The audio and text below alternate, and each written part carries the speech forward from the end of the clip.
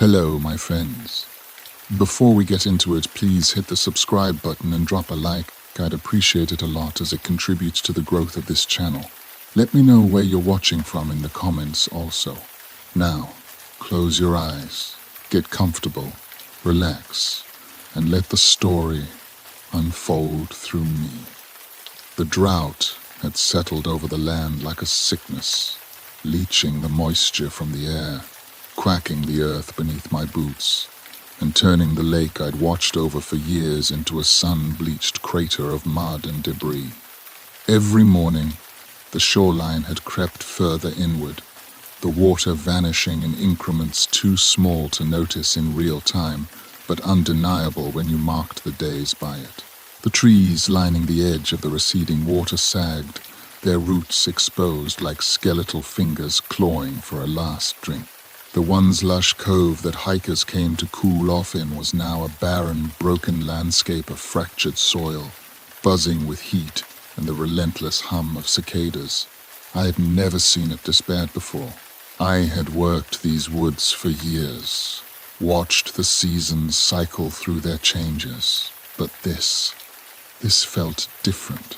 Something about the way the lake dried not just in the natural way, but as if something was pulling it back, siphoning it away, retreating into the cracks of the earth. 2 days ago, the last stagnant pool at the lake center had dried up completely, leaving behind a hollow stretch of mud pocked with deep fissures and jagged rocks. That was when I'd first seen the hatch. It was massive, easily the size of a car, hood half buried in the lake bed, its surface rusted but intact. The metal had once been painted, but time and water had worn it away, leaving only flaking remnants of color, unreadable lettering corroded beyond recognition. A thick, wheel-like mechanism protruded from its center, like the kind you'd find on an old bulkhead door. It was strange, out of place, the kind of thing that had no reason to be here. I had radioed it in, of course, but my supervisor at the ranger station had brushed it off. Probably an old septic tank lid or something, he had said. With the way things were built out here back in the day, I wouldn't be surprised if there was a whole bunker underneath. A bunker. The idea had seemed ridiculous at first, but the more I looked at it, the more it made sense. This area had been cordoned off for a long time, marked on older maps as restricted land before the Park Service had taken over. Nobody ever seemed to know why. Just one of those things, passed down in records so old they may as well have been myths. I had left it alone for the time being, but I couldn't stop thinking about it. And then the noises started.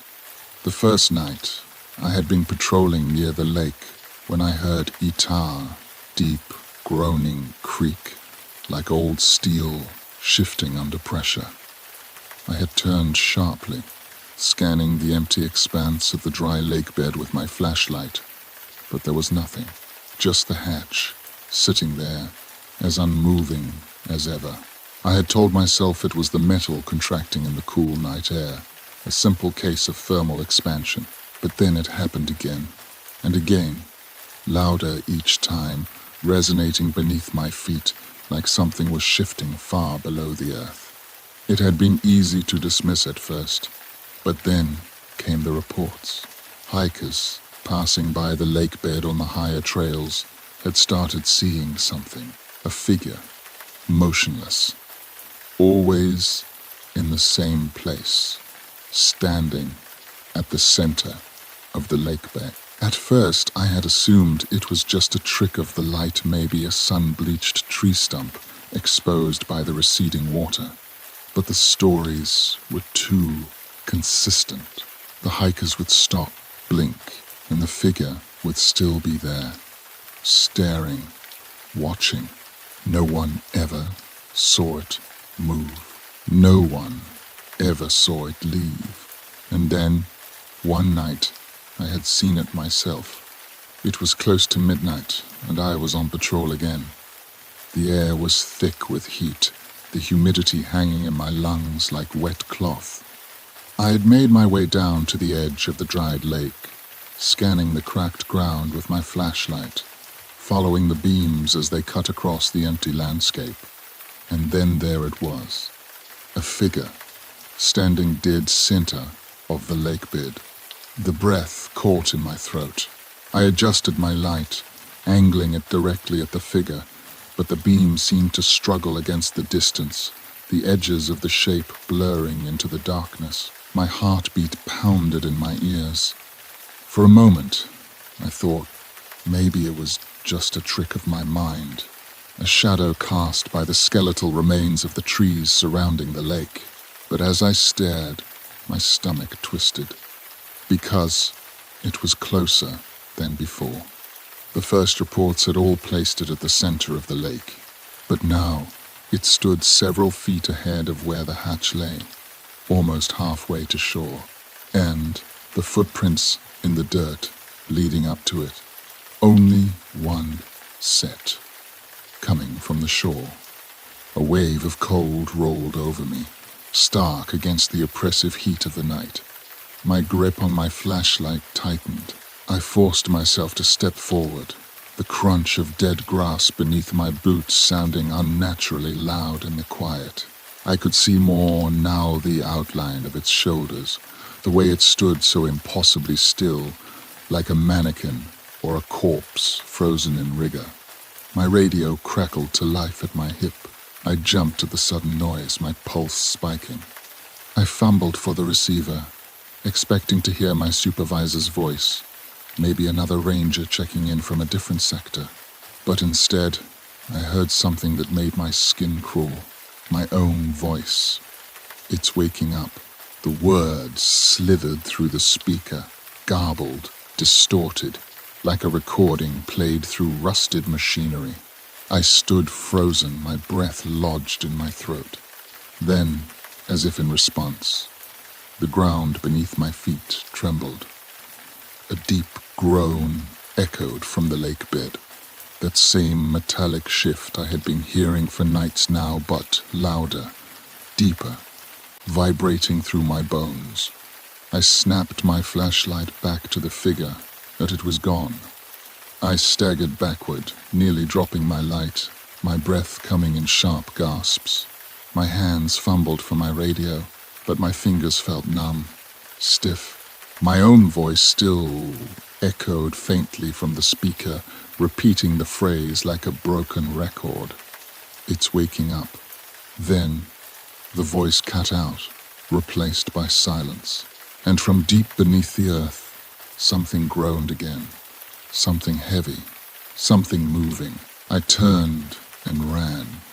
I didn't stop running until I reached my truck. My breath was coming too fast, my lungs burning from the humid night air. The forest around me was still unnaturally so. No rustling of leaves, no chirping of insects, nothing but the distant hum of the ranger station's floodlights cutting through the darkness. I forced my hands to stop shaking long enough to fumble with my keys. The moment I had the truck door open, I slid inside, locked it behind me, and sat motionless in the cab.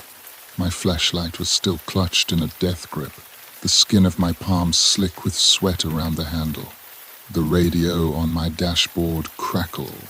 I tensed, staring at it as if it might speak again, but there was nothing, just static. I exhaled slowly, trying to pull myself together, but the image of that figure in the lake bed wouldn't leave my head.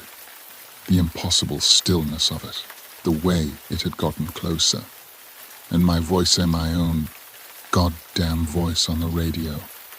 The words rang in my skull. It's waking up. I turned a key in the ignition. The truck rumbled to life beneath me, the vibration grounding me in something solid, something real.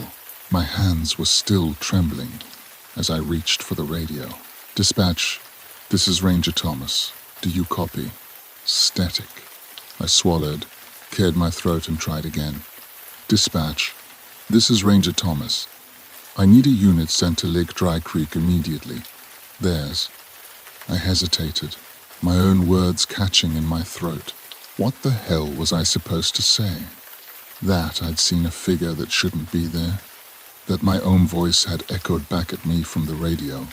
I exhaled, forcing my mind to clear. Possible trespasser on the premises, I finished, requesting immediate assistance. The radio crackled.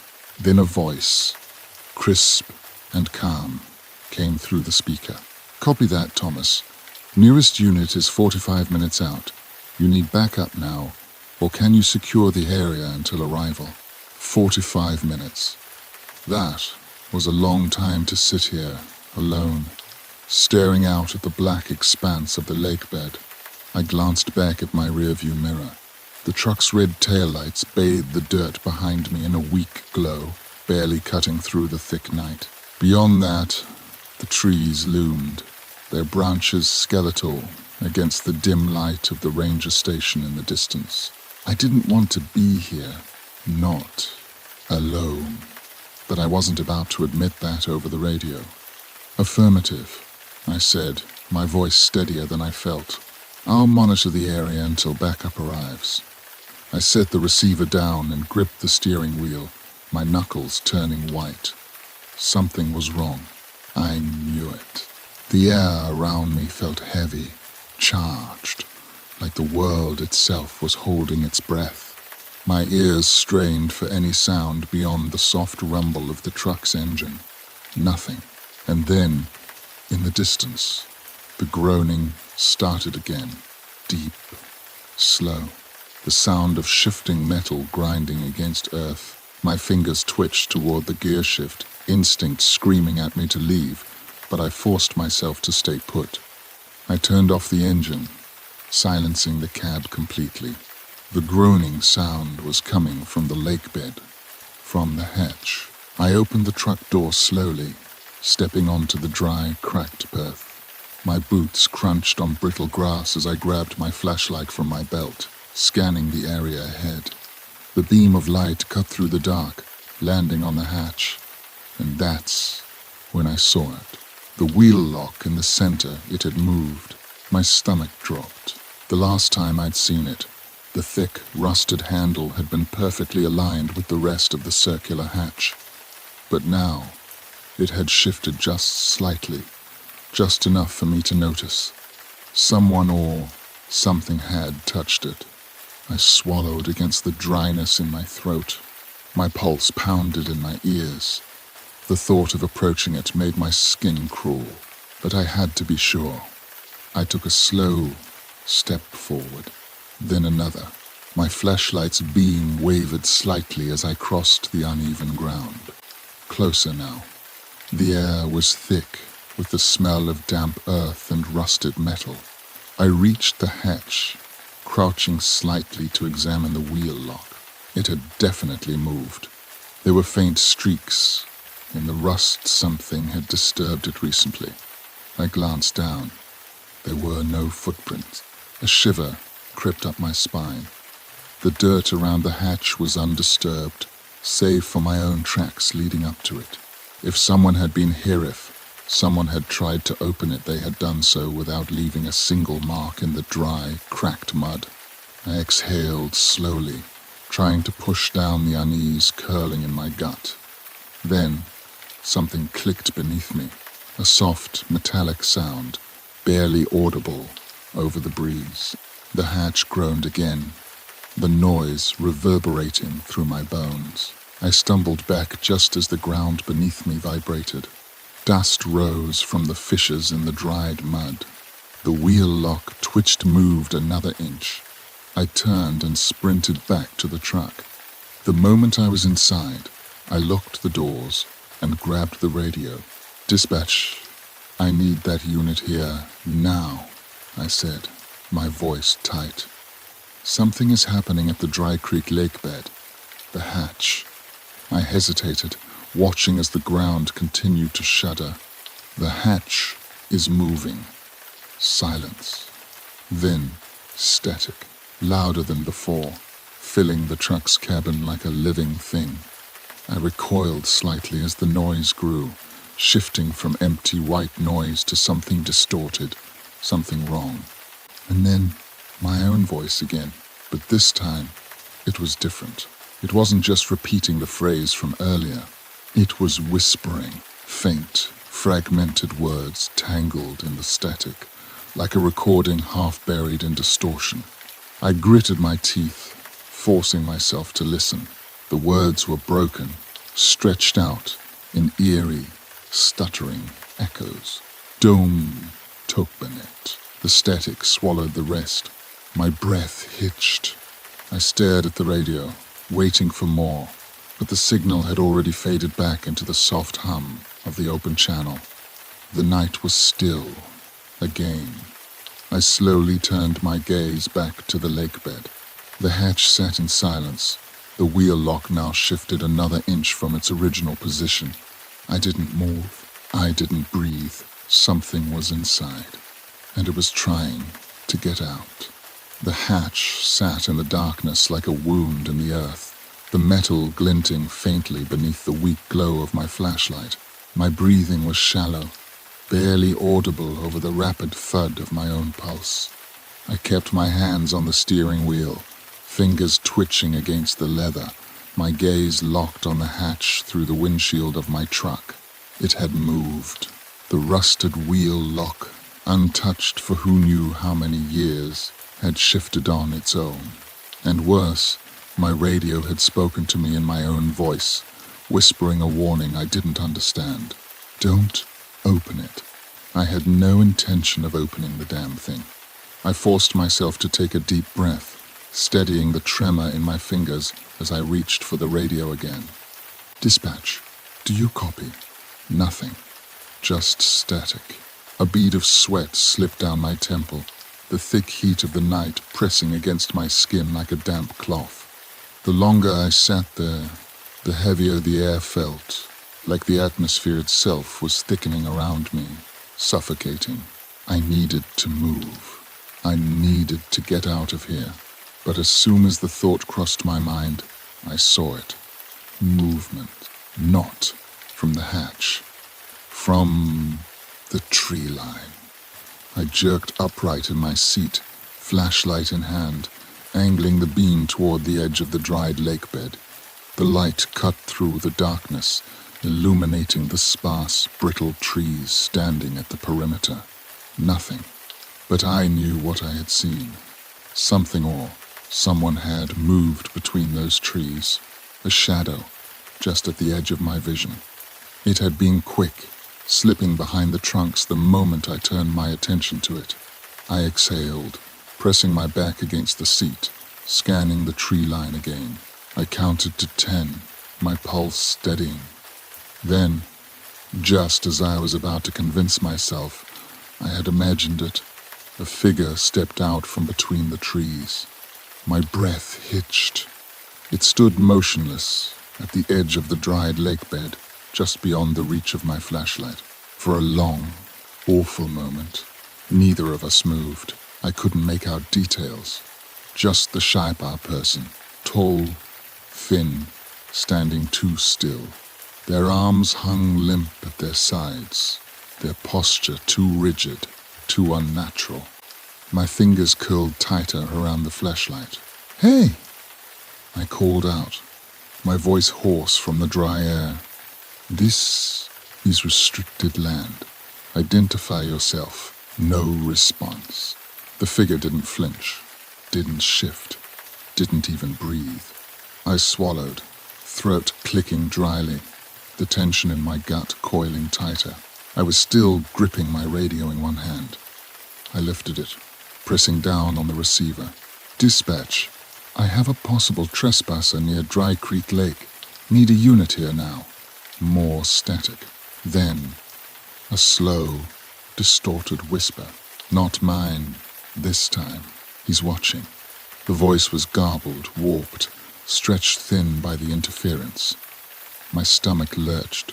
I dropped the radio, my attention snapping back to the figure. And that's when I realized it was closer. Not by much. Maybe 5 feet, but it hadn't moved. Not that I had seen.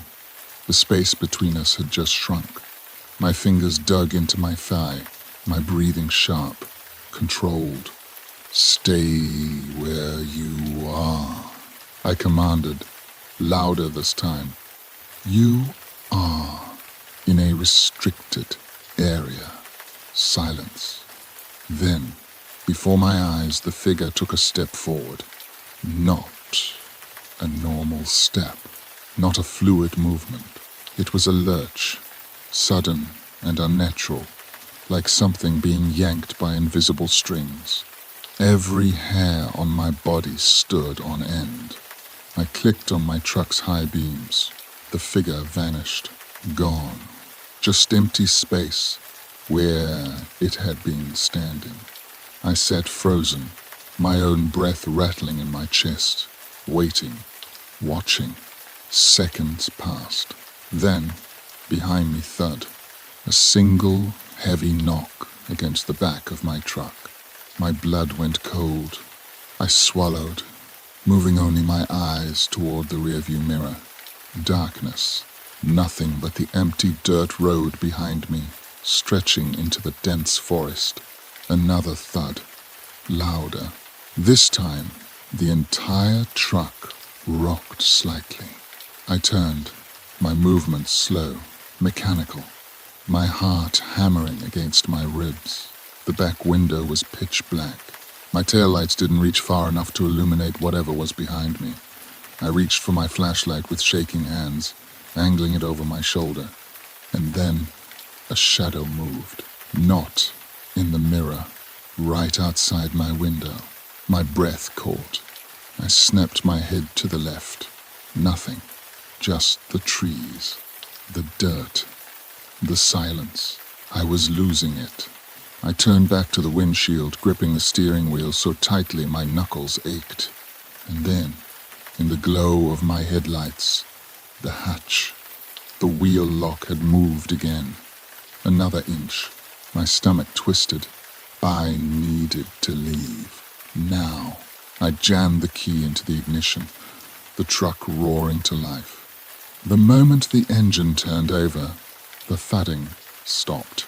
The forest held its breath. I slammed the truck into gear, spinning the wheel, kicking up dust as I peeled away from the lake bed, leaving nothing but the darkness behind me. I didn't stop until I was halfway back to the ranger station. Only then did I let myself breathe again. Only then did I look back at my radio. It was silent, but the frequency had changed, and on the small, glowing screen, there was a single message, a sequence of numbers, coordinates, and below them, "Don't come back." I didn't sleep that night.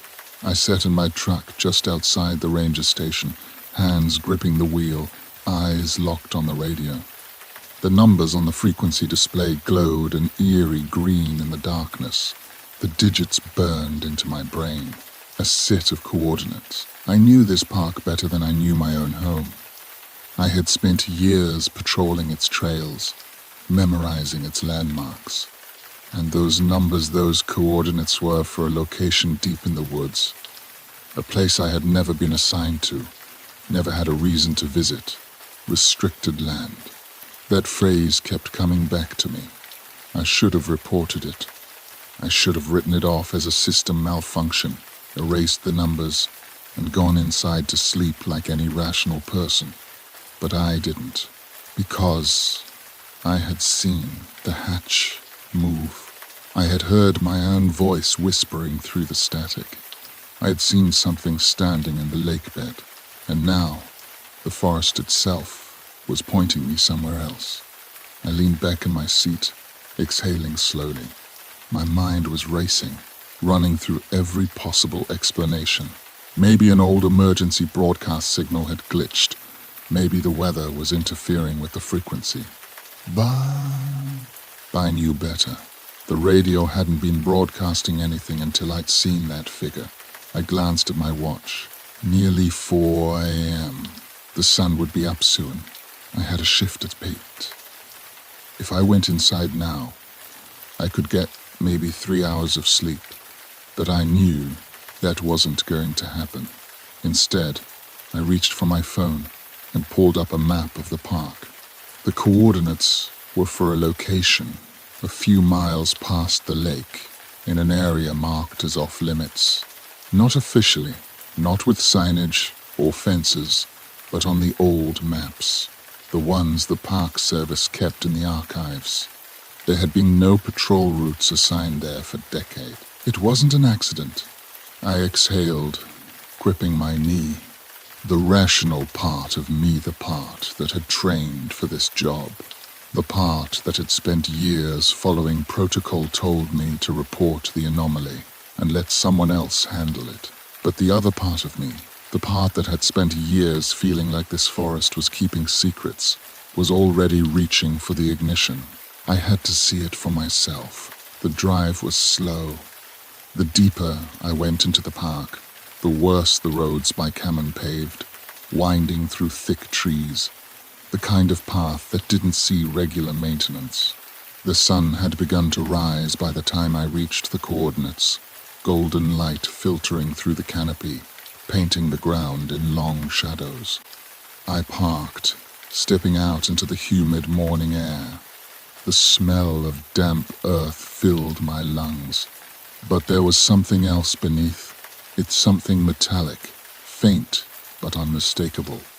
I followed the coordinates on my GPS, weaving through thick underbrush, my boots crunching on fallen twigs. The trees here were different, older, unmarked by trail markers or signs of recent human activity. Then I saw it, the clearing, and in the center, another hatch, identical to the one in the lake bed. Same rusted steel, same thick, circular wheel lock. My stomach twisted. It was already open. The wheel had been turned fully, the thick metal lid pried just enough to reveal a dark, gaping void beneath, a stairwell leading underground. I swallowed, stepping closer. The air here was colder than it should have been, thick with the scent of iron and damp stone. There was no sign of anyone else, no tracks, no disturbed foliage. It was as if the hatch had simply opened on its own. The hairs on my arms rose. Then, from deep within the darkness, a metallic groan. The same sound I had heard coming from the lake bed. Something shifted below. I felt it more than I heard Itar deep vibration under my feet, like something big was moving far beneath the earth. I stepped back instinctively, heart hammering against my ribs. This was a mistake. I needed to leave. I turned and stopped. Something was standing at the edge of the clearing. The same figure, the same stillness. My pulse roared in my ears. My hand went for my flashlight, but I knew it wouldn't matter, because I had made a mistake. I had looked away from the hatch, and now the wheel was turning by itself. The grinding of rusted steel against stone filled the air, slow and deliberate. The hatch, which had only been cracked open before, was now widening. Something inside was opening it. I didn't stay to find out what. I bolted. The moment I moved, the figure did two lunging, closing the distance between us without running, without even moving its limbs. One moment, it was at the tree line. The next, it was closer. Too close. I didn't look back. I ran through the underbrush, branches slashing at my arms, roots threatening to trip me. I didn't care. I needed to get to the truck. I needed to leave this place behind. The trees blurred past me. My truck was just ahead, sunlight gleaming off the windshield. I reached for the door handle, but something was already inside, sitting in the driver's seat. I skidded to a stop, heart slamming against my ribs. It was me, not a reflection, not a trick of the light. It was me, same uniform, same posture, hands on the wheel, eyes forward, unmoving. The figure in the seat didn't react, didn't turn to acknowledge me. But then the radio crackled to life, and my own voice whispered from the speakers. "You shouldn't have come here." I didn't breathe, didn't blink. The air around me felt thick, oppressive, pressing down on my chest like a weight. The other me in the truck didn't move. I stepped back, pulse roaring in my ears. Then the thing in the driver's seat turned its head. Just slightly. Just enough. My vision blurred. For a split second, I wasn't standing in the woods anymore. I was somewhere else. Underground. The walls around me weren't earth, they were metal. Rusted, corroded, streaked with something dark. And something in the darkness was breathing. I gasped, stumbling backward. And then I was back. The truck, the trees, the figure inside. But now the other me was smiling. I didn't think, didn't hesitate. I turned and ran until my legs burned, until the trees blurred together, until the sunlight felt real again. I didn't stop until I was miles away from the coordinates. Didn't look back until I was standing at the edge of the ranger station parking lot, my chest heaving. I turned toward the truck. My real truck. It was empty. The radio inside was silent. No figures, no whispers, nothing. But I knew what I had seen. I knew what had been in that clearing. And I knew I had made a mistake coming here. Because whatever was underground, it had seen me, too. I didn't go back to the station right away. I sat in my truck, hands gripping the wheel so tightly that my knuckles ached, staring at my own reflection in the rearview mirror.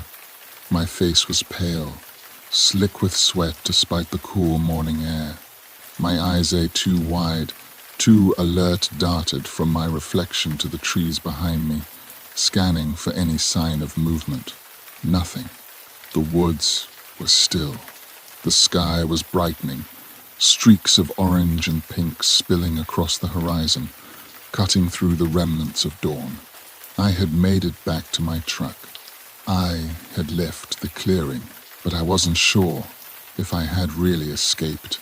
I inhaled slowly, measured. I had to be logical, rational. I had gone into the woods, found the second hatch, and seen something I couldn't explain. And then I had seen myself. That was the part that wouldn't leave my head, the part that made my skin crawl no matter how much I tried to shake it off. The figure in the truck, staring straight ahead. That wasn't me, and it had smiled. I blinked, gripping the wheel harder. I had a choice to make. I could turn the key in the ignition, drive back to the station, and pretend none of this had happened.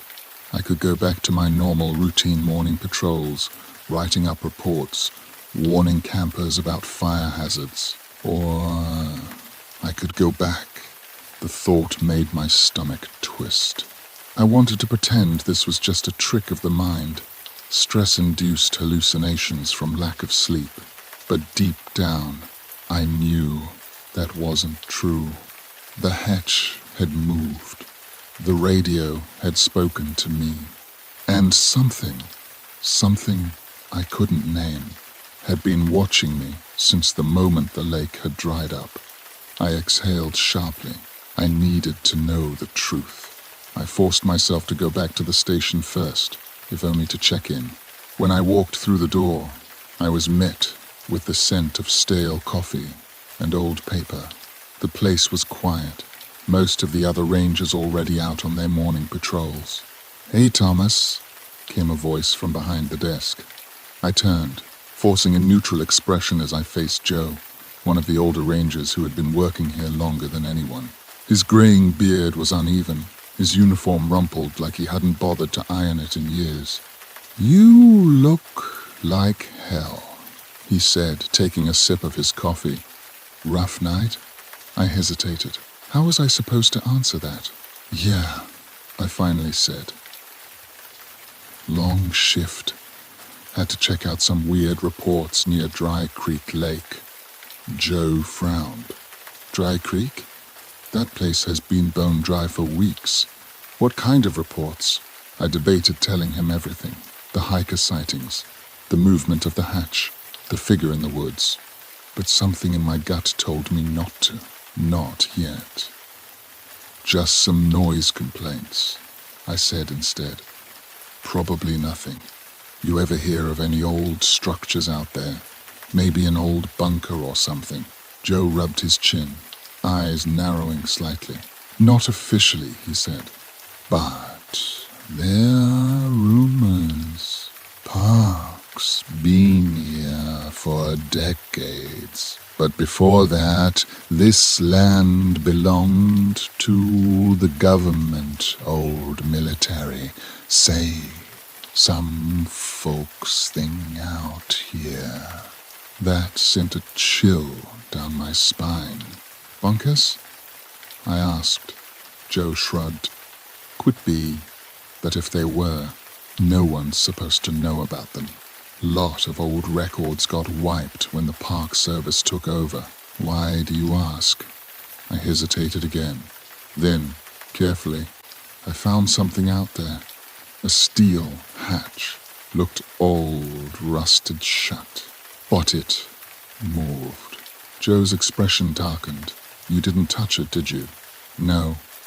I swallowed. But someone did. And I think there's another one. Deeper in the woods. Joe exhaled sharply, rubbing his temples. Look, Thomas, he said finally. If you're smart, you'll leave it alone. Whatever's under this park, if anything's even still down there, it was meant to stay buried. I nodded, but I knew I wasn't going to listen, because no matter how much I wanted to, I couldn't shake the feeling that it wasn't just buried, it was waiting.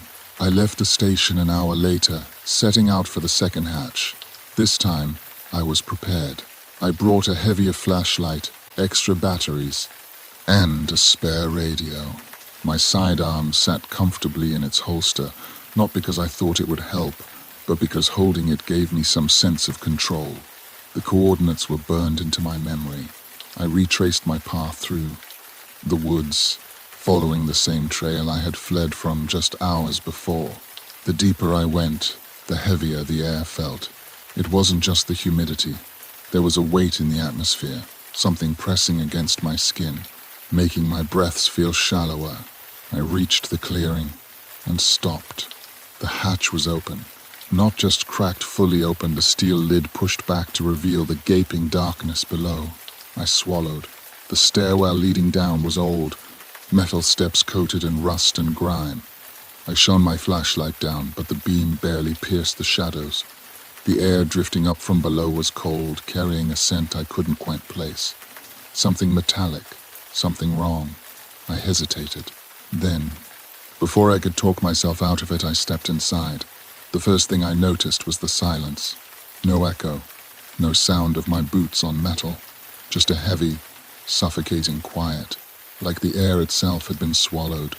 The walls of the stairwell were steel, rusted and damp. There were no markings, no signs of who had built this or why, just the faint remnants of old pipes, long corroded, running along the ceiling. I kept moving. The stairs wound deeper than I had expected. Step after step, the air growing colder with each descent. My flashlight flickered once, just for a second, but long enough to send my stomach into knots. Then, I reached the bottom. A long hallway stretched ahead, lined with thick metal doors. Some were slightly ajar, others sealed shut. The walls were streaked with something dark, something dried. I stepped forward, my boots echoing dully against the steel floor. Then a noise, a soft, rhythmic tapping, coming from one of the doors.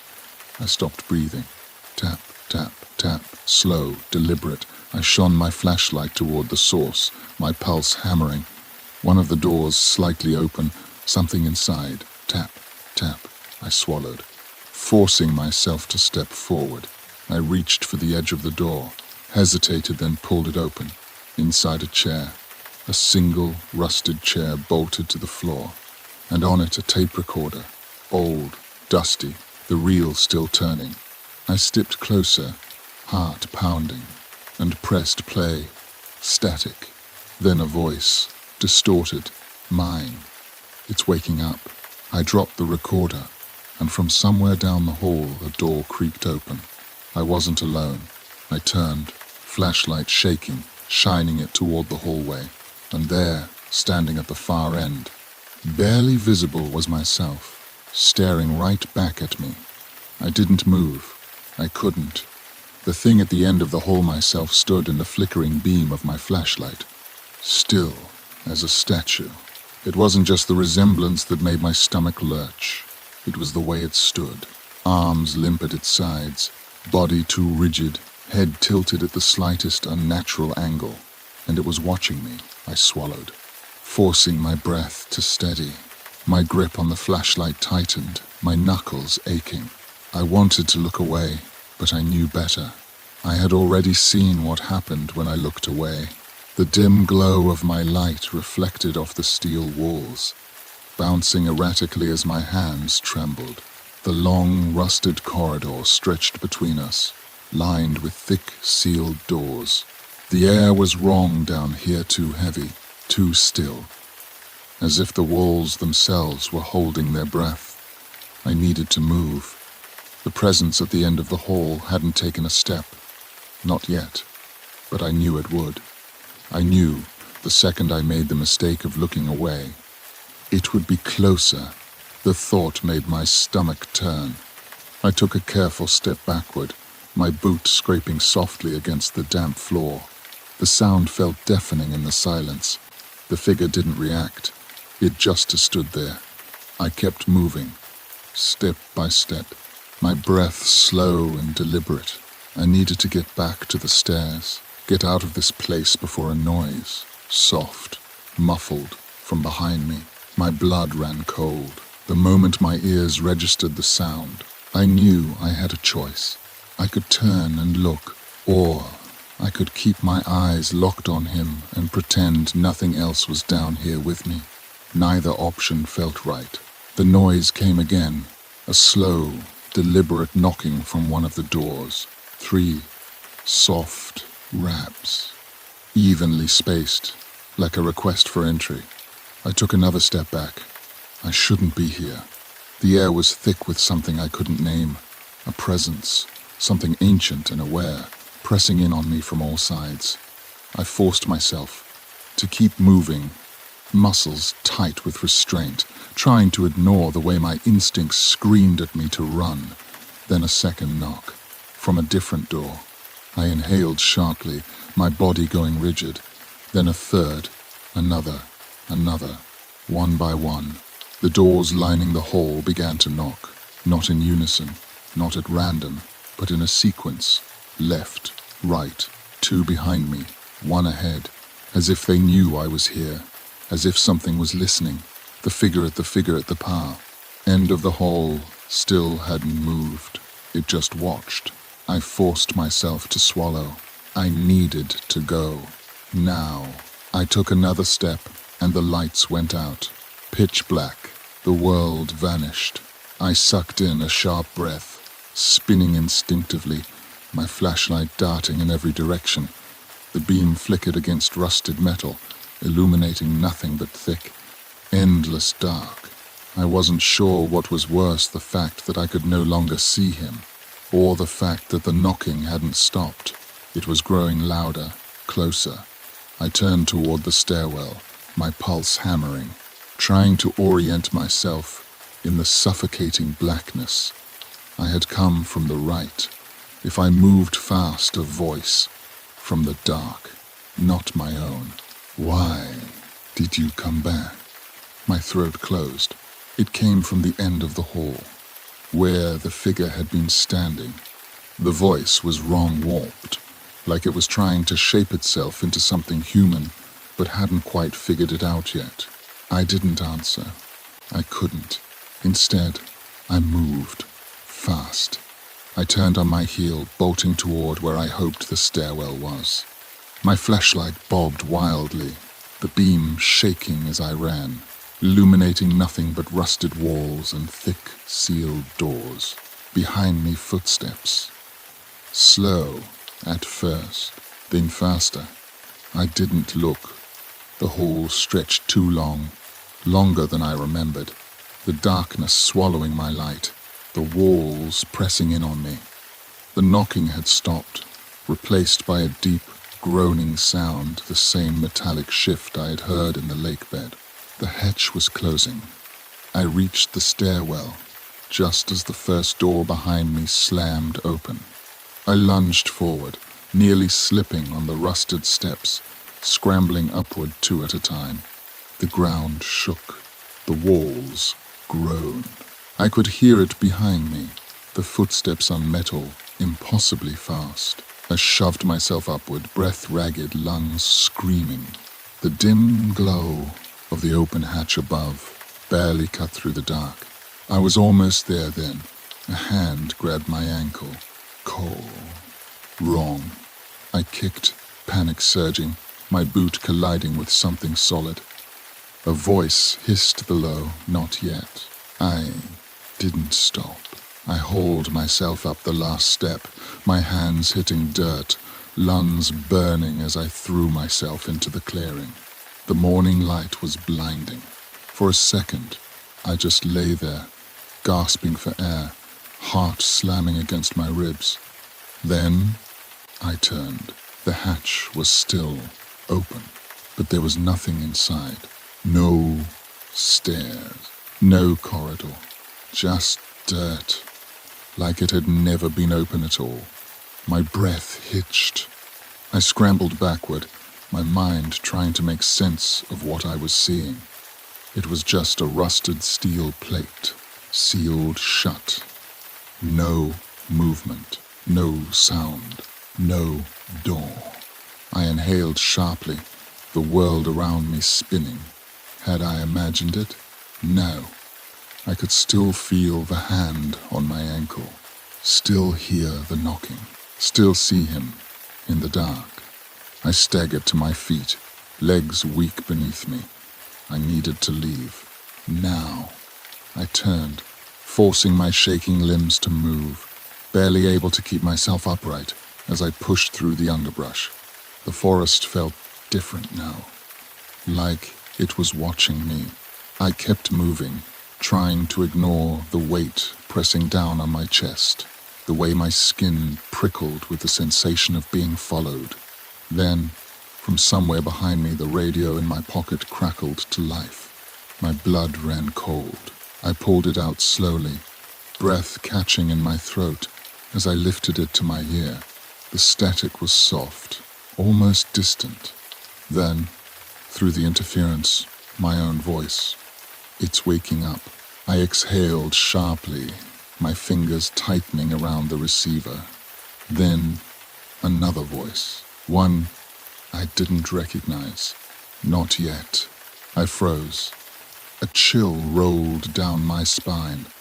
The forest was still. The trees loomed high around me, their skeletal branches shifting in the wind. I turned my radio off. Then, slowly, I kept walking. And as I made my way back toward the station, I didn't look back, because I knew something was still watching. And next time, it wouldn't let me leave. I didn't stop moving until I saw the ranger station in the distance, the familiar wooden structure half lit by the morning sun. My breath was steady now, my heartbeat no longer a panic drum in my chest, but I was still on edge. Every step felt like something was behind me, just out of sight. The sensation wasn't going away. When I reached my truck, I stopped and leaned against the door, exhaling sharply. I wanted to believe that what had happened down there, what I had seen, was some kind of stress-induced hallucination, the result of exhaustion and paranoia. But I knew better. I could still feel the cold grip on my ankle. I forced my hands to stop shaking as I reached for my radio. It had been silent since that last transmission in the woods, but I wasn't about to take any chances. I turned the dial, switching frequencies, trying to find a signal that wasn't laced with static. Dispatch, this is Ranger Thomas. Do you copy? Silence. Then, a normal voice. Copy, Thomas. What's going on? I let out a breath I hadn't realized I was holding. Just checking in, I said. Had some strange interference earlier. Any reports of radio issues on your end? A brief pause. Negative. Everything's been clear here. What kind of interference? I hesitated. I wasn't about to explain what I'd really heard. Could have been the weather, I said instead. Might have picked up some old transmission. Probably nothing. Roger that. Let us know if it happens again. I clicked off the radio, shoving it back onto my belt. I didn't believe it was nothing, and I was starting to suspect I wasn't the only one who had encountered this. Inside the ranger station, the smell of coffee and paper filled the air. The office was mostly empty, save for Joe, who was sitting behind the desk, flipping through a worn field manual. He looked up when I walked in, his gaze narrowing slightly. You look worse than you did earlier, he said. I ignored him, heading straight for the records room. Thomas, he called after me, setting his book down. What the hell are you doing? Checking something, I muttered, pushing the door open. The records room was a small, cramped space, lined with metal filing cabinets and shelves stacked with old logbooks. Some of these hadn't been touched in years. I ran my fingers along the spines, scanning labels, looking for anything related to restricted zones, old maps, anything that might tell me why there were sealed hatches buried beneath this park. Joe appeared in the doorway, arms crossed. You gonna tell me what's going on? I didn't answer, pulling a thick, dust-covered binder from the shelf. It was labeled Infrastructure Logs, 1957, 1972. Bingo. I flipped through the pages, scanning old reports, engineering diagrams, maintenance record. Most of it was standard early ranger station developments, outdated utility routes, abandoned mining areas. But then, near the back of the binder, I found something that made my breath hitch. Site 9 restricted maintenance access. The accompanying map was faded, but I recognized the area immediately. Dry Creek Lake. I traced my finger along the red-marked zone, noting the small symbols indicating underground structures. There was more than one. I swallowed hard. I had found 2 hatches already. How many more were out there? Joe shifted in the doorway. Thomas, you want to tell me what you're looking at?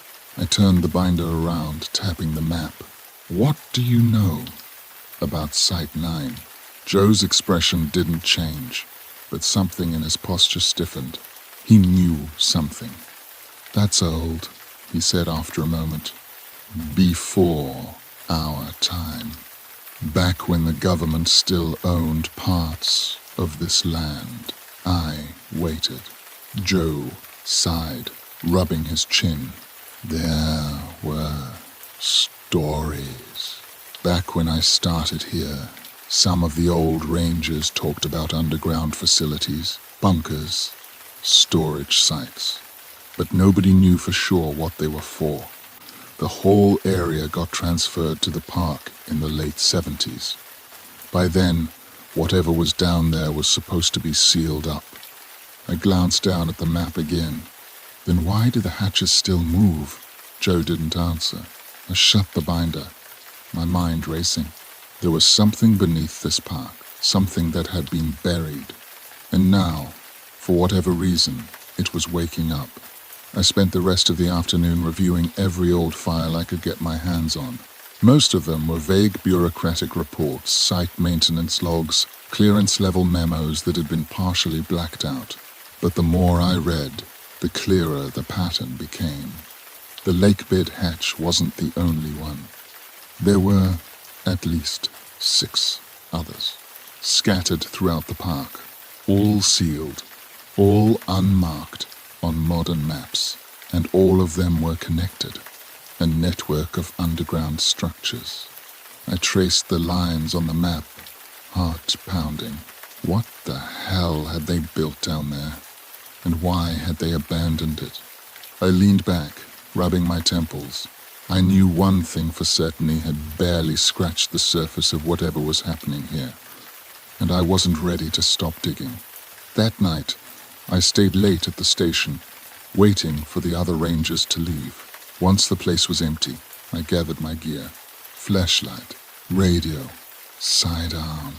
I was going back, not to the lake, not to the second hatch, but to another site. One further north, marked on the old maps as Hatch 3. I needed to know if they were all the same. I drove in silence, the roads dark and empty, my headlights cutting through the thick trees. The deeper I went, the heavier the air became, that same sensation pressing against me, like something was watching. When I reached the coordinates, I parked and stepped out, my boots crunching against dry leaves. This area wasn't as overgrown as the second hatch site. The trees were sparser, the ground flatter, and there, half buried in the dirt, another steel hatch, identical to the others. My pulse quickened. I stepped forward, scanning the area. The metal surface was rusted, the wheel lock coated in grime. Unlike the last one, this hatch was still sealed. I exhaled slowly. Then, carefully, I reached out and pressed my fingers against the cold steel. The moment I made contact, a sound echoed through the trees, a deep, groaning noise, like metal shifting beneath the earth. I yanked my hand back, heart slamming against my ribs. Then, from beneath me, a knock. My breath caught. The ground was knocking back. I stumbled away, barely able to process what I was hearing. Then my radio crackled. My hand shot to my belt, fingers tightening around the receiver. The static was heavy, thick with interference. And then, through the noise, a voice. Thomas. I went rigid, because it wasn't my voice this time. It was someone else, raspy, hollow, like it had been underground for a very, very long time. Don't open the door. The words sent ice through my veins. Then, before I could respond, the radio cut out. Silence. I swallowed hard, staring at the hatch. Something was inside. Something that knew my name. I took a shaky step back, forcing my breath to steady. I didn't know what was under this park, but I knew one thing for sure. The doors weren't meant to be opened, and someone or something wanted to make sure they stayed shut. I didn't sleep that night. I drove back to the station, parked my truck, and sat in the driver's seat with the engine off, gripping the steering wheel so tightly my knuckles ached. The radio was silent now, but the words still echoed in my mind. Don't open the door. It had known my name. Who or what had been speaking to me? I ran a hand through my hair, exhaling slowly. Every instinct in my body told me to report this, to pass it up the chain and let someone else deal with it. But I knew how that would go. They'd tell me it was nothing, a bad frequency, interference, maybe even a prank from some late-night radio operator messing with local channels. But that knock had been real. Something had knocked from beneath the ground. I reached for my flashlight, turning it over in my hands. My fingers were still shaking. I needed answers. By morning, I had made a decision. I wasn't letting this go. I had seen 2 hatches already, and now a third. I had heard my own voice, over the radio. I had seen myself, and the more I looked at the old maps, the more convinced I became that there were more of them.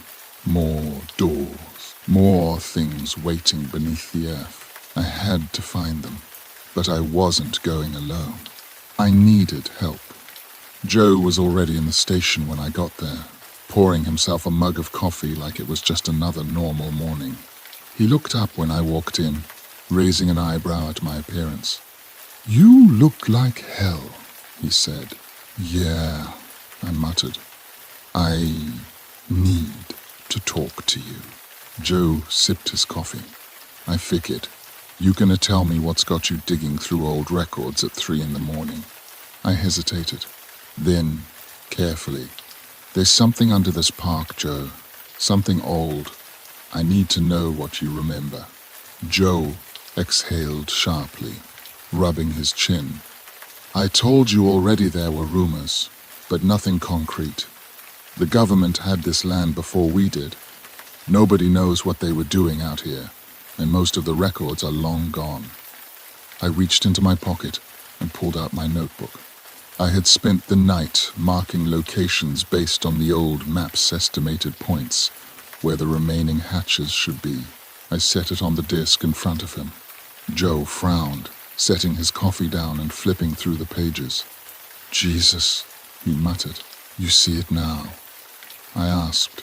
Joe exhaled. "You really think there's still something down there?"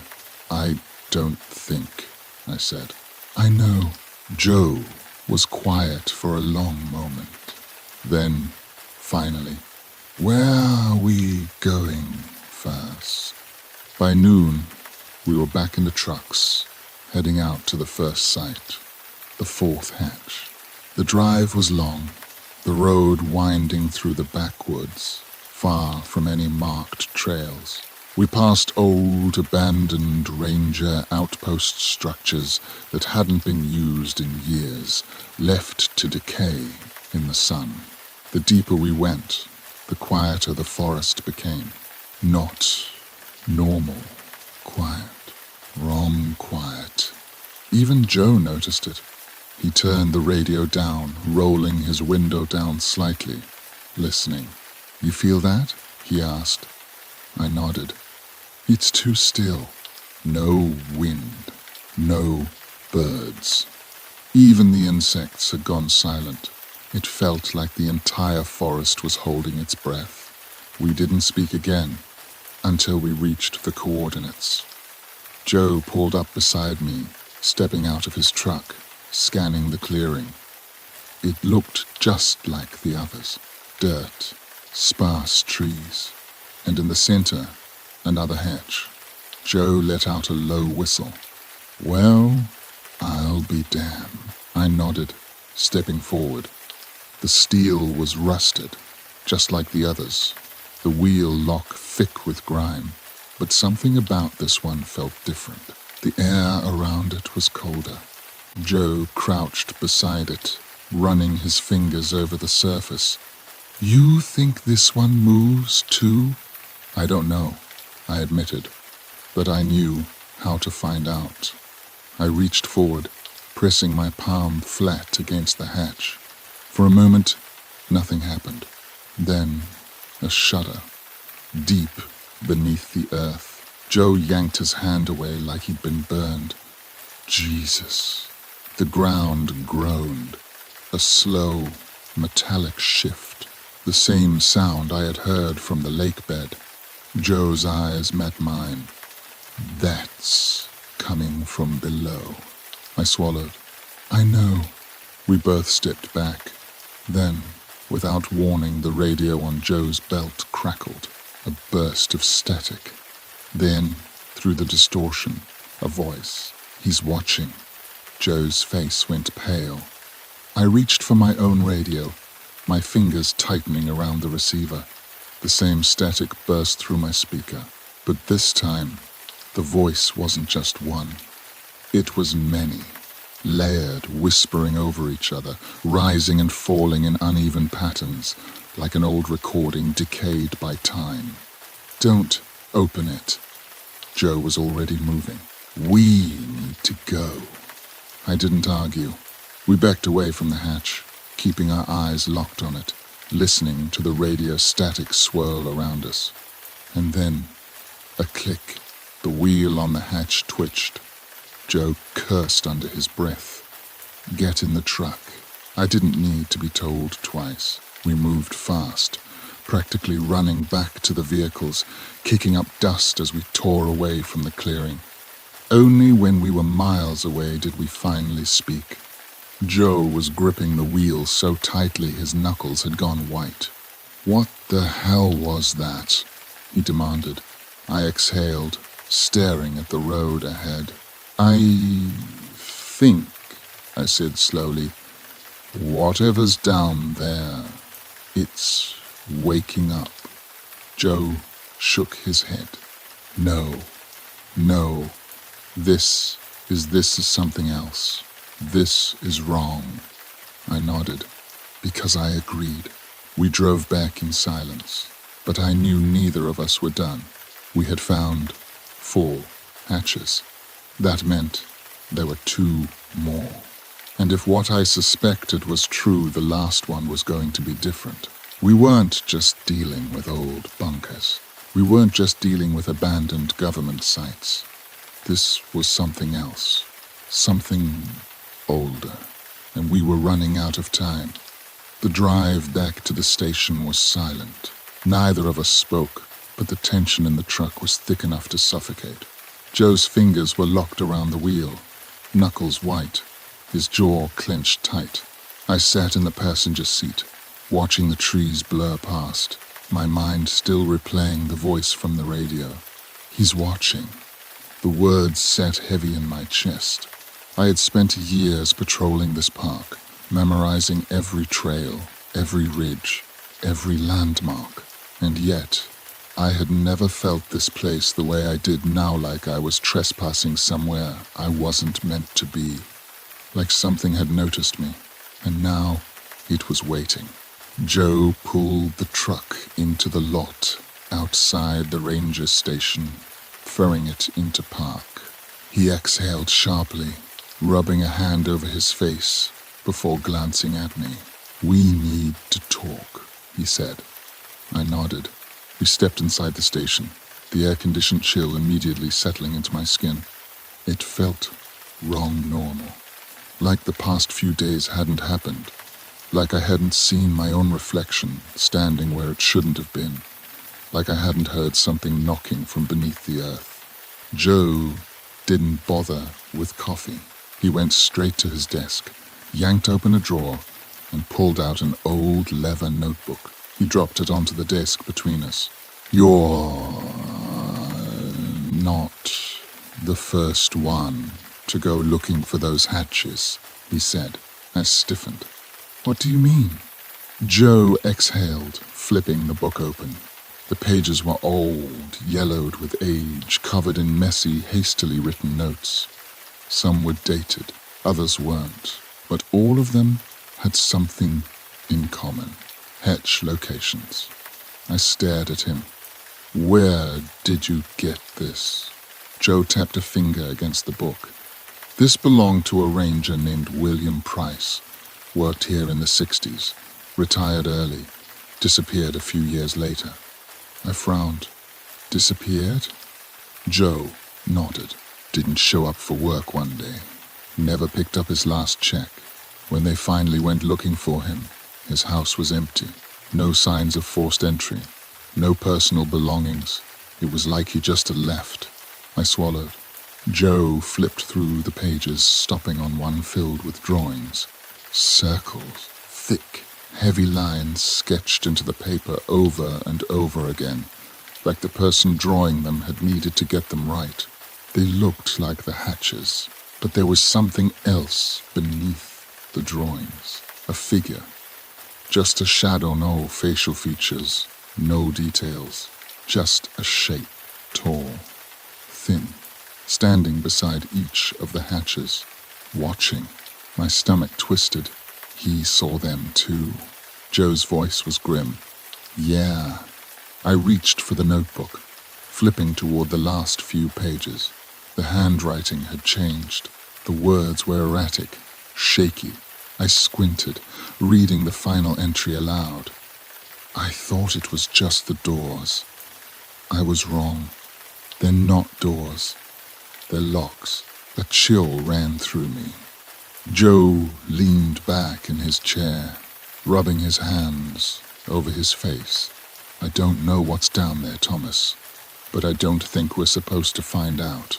I stared down at the page, my pulse hammering. Locks, not doors. The realization settled into my bones like ice. We hadn't been opening something. We had been weakening something. And if those hatches weren't doors, then something was on the other side, waiting to get out. That night, I didn't go home. I stayed at the station, flipping through the notebook over and over again, trying to make sense of it. Joe had gone quiet after our talk. He was scared. I could see it in the way he moved, the way he wouldn't look at me when I mentioned going back out there. But I wasn't done. I knew there were still 2 more hatches, and I knew, somehow, that the last one, the final one, was different. It had to be. If these things were locks, then what the hell were they keeping inside? I left before sunrise. Joe wasn't coming with me. I hadn't asked. I knew he wouldn't. This time, I was going alone. I followed the old map, the one from the infrastructure records. The coordinates were burned into my memory now, leading me to a part of the park I had never patrolled before. No trails, no markers, just wilderness. It took hours to reach the site. The deeper I went, the more wrong the forest felt. The trees were different, here older, denser, twisted. The ground beneath my boots was uneven, roots pushing up from the dirt like skeletal fingers. And then, finally, I found it. The 5th hatch, half buried in the ground. The wheel lock already turned. My stomach dropped. Someone had been here before me. I moved carefully, scanning the area. No footprints, no signs of disturbance. But I knew. The wheel wasn't rusted over like the others. It had been moved recently. The hatch wasn't fully open, but it wasn't sealed either. I crouched beside it, pressing a hand to the cold metal. Nothing happened. No groan of shifting steel. No deep, shuddering knocks from below. Just silence. I exhaled, and then the radio on my hip clicked on. Static. I stiffened. A voice crackled through the interference, barely above a whisper. Don't go to the last one. I froze. The voice was mine. It wasn't a recording. It wasn't an old signal bouncing through the air. It was me. I swallowed hard, gripping the receiver. Who is this? The static deepened. Don't go to the last one. My own voice repeated. And then, it's already open. A cold wave of dread rolled over me. The last hatch. The final lock. Someone had already opened it. I stood up fast, my heartbeat hammering.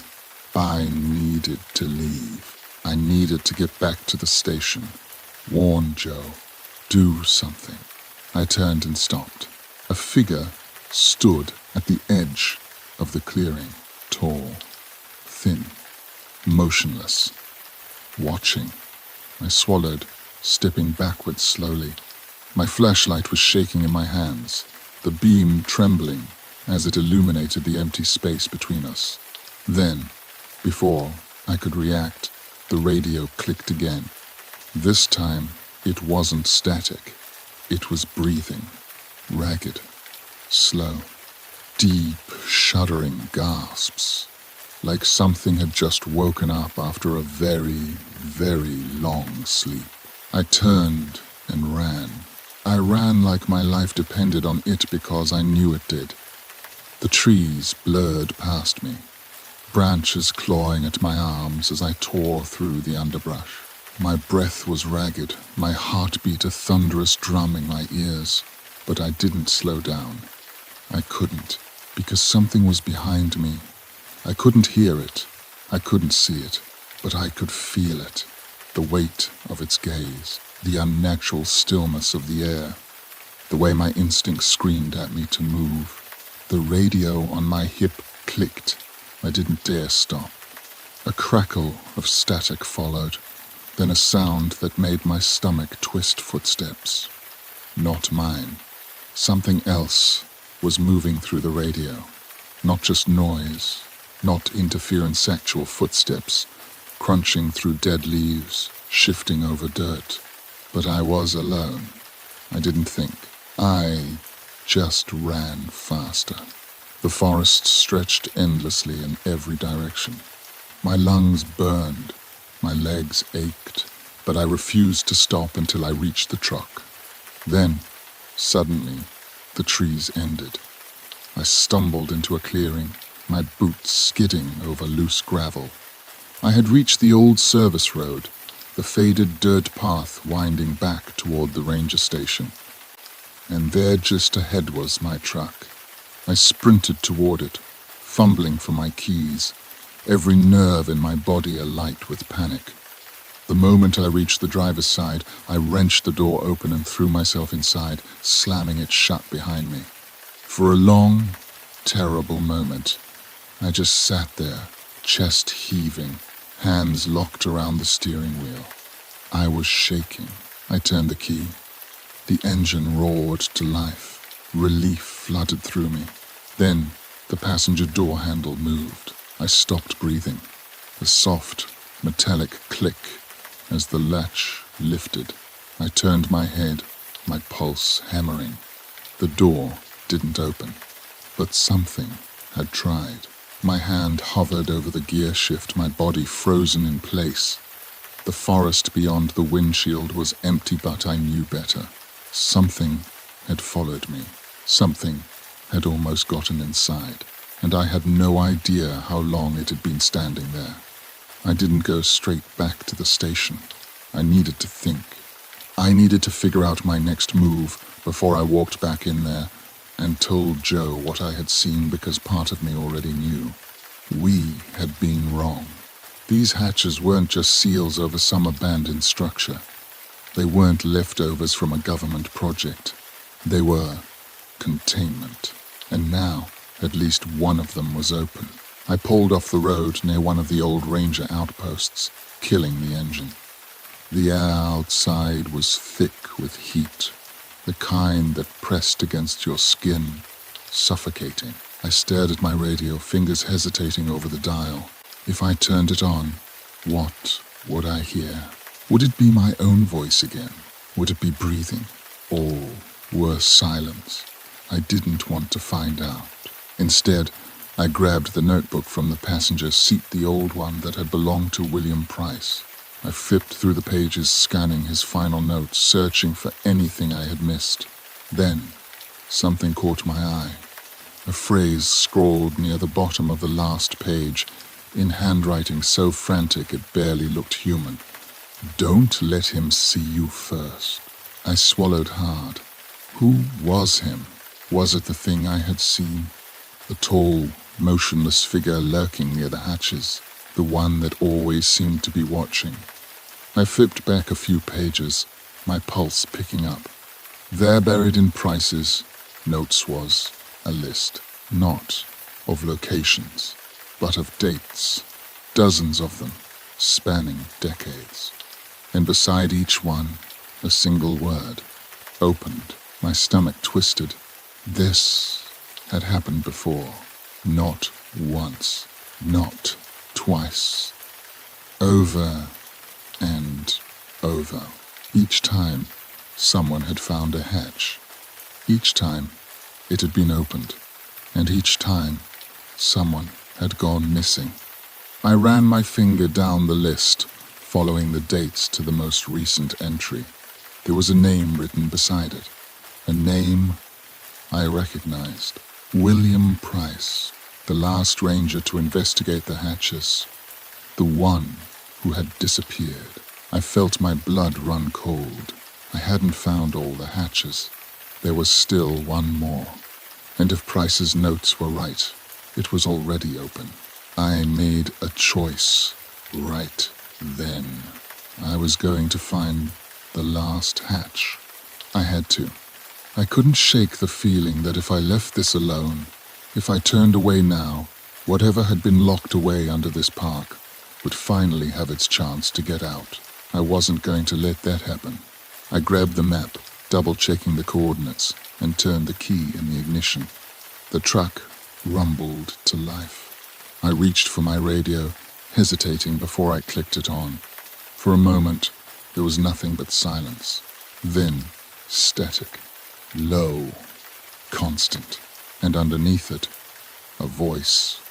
Not mine, not Price's. Something else. You're already too late. The air in the truck turned ice cold. I turned the radio off. Then I drove straight toward the last hatch. The road ended miles before the coordinates, forcing me to hike the rest of the way on foot. The deeper I went, the more wrong the forest felt. The trees weren't just twisted anymore. They were dead. Bark blackened. Leaves shrivel. The ground beneath me was cracked and dry, as if the very life had been drained from it. I checked my map. I was close. Then I saw it. The final hatch. It was open, not just cracked like the others, not partially turned, fully open, the gaping hole in the ground, leading into blackness. I took a step forward, my breath slow and controlled. The air pouring out from the opening was cold, not like the morning chill, but something deeper, something ancient. I clicked on my flashlight and shined it down the hall. A ladder stretched into the darkness, the metal rusted and worn. I didn't want to go down, but I had no choice. If I didn't, I would never know what had been let out. I reached for the first rung, my fingers wrapping around the icy steel. Then, a sound, not from inside the hatch, from behind me. I turned, my flashlight swinging up, and there standing at the edge of the dead forest was the figure, tall, motionless, watching. I couldn't breathe. My radio crackled, a whisper. He sees you now. Then the figure moved, not walking, not running, just closer, too close. I jumped down the hatch, falling into darkness. I hit the ground hard. The impact knocked the wind out of me, pain shooting up my legs as I collapsed onto damp, freezing metal. My flashlight clattered against the floor, its beam flickering wildly across rusted walls before settling into a steady glow. I sucked in a sharp breath, forcing air back into my lungs. My ears rang from the fall, but beyond that silence, I rolled onto my hands and knees, grabbing my flashlight, its narrow beam slicing through the darkness. I was in a corridor, long, narrow, lined with corroded metal panels and exposed pipes. The air was thick, stale, pressing against my skin like something tangible. It smelled of rust and damp stone, but beneath that, something else, something rotting. I staggered to my feet, wincing at the dull throb in my ankle. I turned my flashlight toward the ladder I had come down, my stomach twisting. The opening above was still there, but the light was gone, as if the world outside no longer existed. The thought sent a cold shudder through me. I had made a mistake coming down here, but it was too late now. I wasn't leaving until I knew what was down here with me. The corridor stretched into the dark, the metal walls slick with moisture. The place felt abandoned, but not in the way an old building felt. This wasn't just empty. It felt sealed, like something had been locked away here long ago. I moved carefully, my footsteps echoing softly, the beam of my flashlight skimming over pipes and rusted doors. Some were marked with faded stenciled numbers, others unmarked entirely. I tried a door, locked. Another. The handle barely moved before stopping as if something on the other side was holding it shut.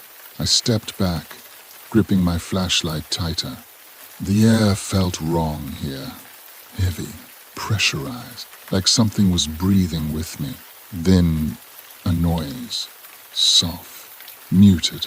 I turned my head sharply, ears straining. It came from up ahead, a faint tapping, not a mechanical sound, not dripping water or shifting metal, knuckles, knocking. I swallowed hard, stepping forward. The corridor bent into another long hallway, and as I turned the corner, I saw it. A door, slightly ajar. The tapping had stopped, but I knew something was inside. I raised my flashlight, angling it toward the crack in the doorway, my breath slow and controlled.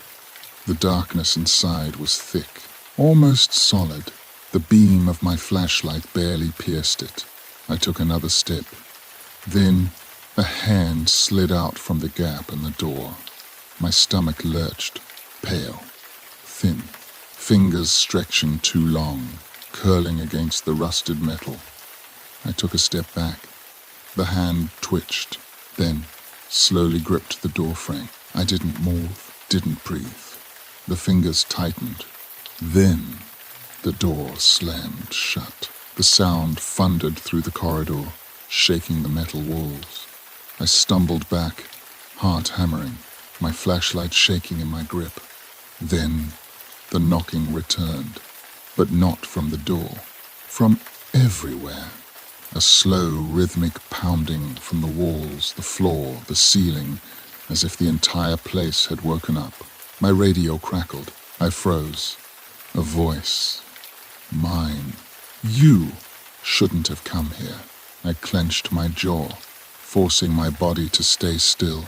I had heard myself before, but this was different. The voice wasn't distorted, wasn't warped by static. It was clear, too clear. I swallowed hard. Who are you? Silence. Then a whisper. I see you. A footstep. Not from my radio. From behind me, I turned, and there I was, standing at the other end of the corridor. Not a reflection. Not a trick of the light. Another me, staring, motionless, expressionless. The flashlight in his hand flickered, dimming. Then he smiled. Not a real smile. Not human. It was too wide, too wrong. And then he moved fast. Not running, not stepping, just closer, too close. I spun and ran. The halls blurred around me. Doors rushed past, the pounding growing louder, closer. I didn't look back, didn't slow down. I needed to get out. I turned a corner, nearly slipping on the damp metal floor, and stopped dead. The corridor had changed. The ladder I had climbed down gone. The hatch above sealed shut. No exit. My pulse pounded in my skull. The knocking hadn't stopped. The walls were breathing. My radio clicked again. Another whisper. It's waking up. I turned slowly, and there he was, standing at the other end of the corridor. My copy, still smiling, still watching. I backed up, my spine hitting cold metal. I was trapped, his head tilted, the smile never faltering. And then he whispered, "Open the door." I blinked. Something shifted behind me. I turned, and there where the wall had been before was a door. I swallowed hard. There had been no door here before, but now there it was, waiting. My own voice whispered from behind me, "Go on." My chest tightened. I reached for the handle, not because I wanted to, but because I felt like I had to, like the door was expecting me. I turned the handle.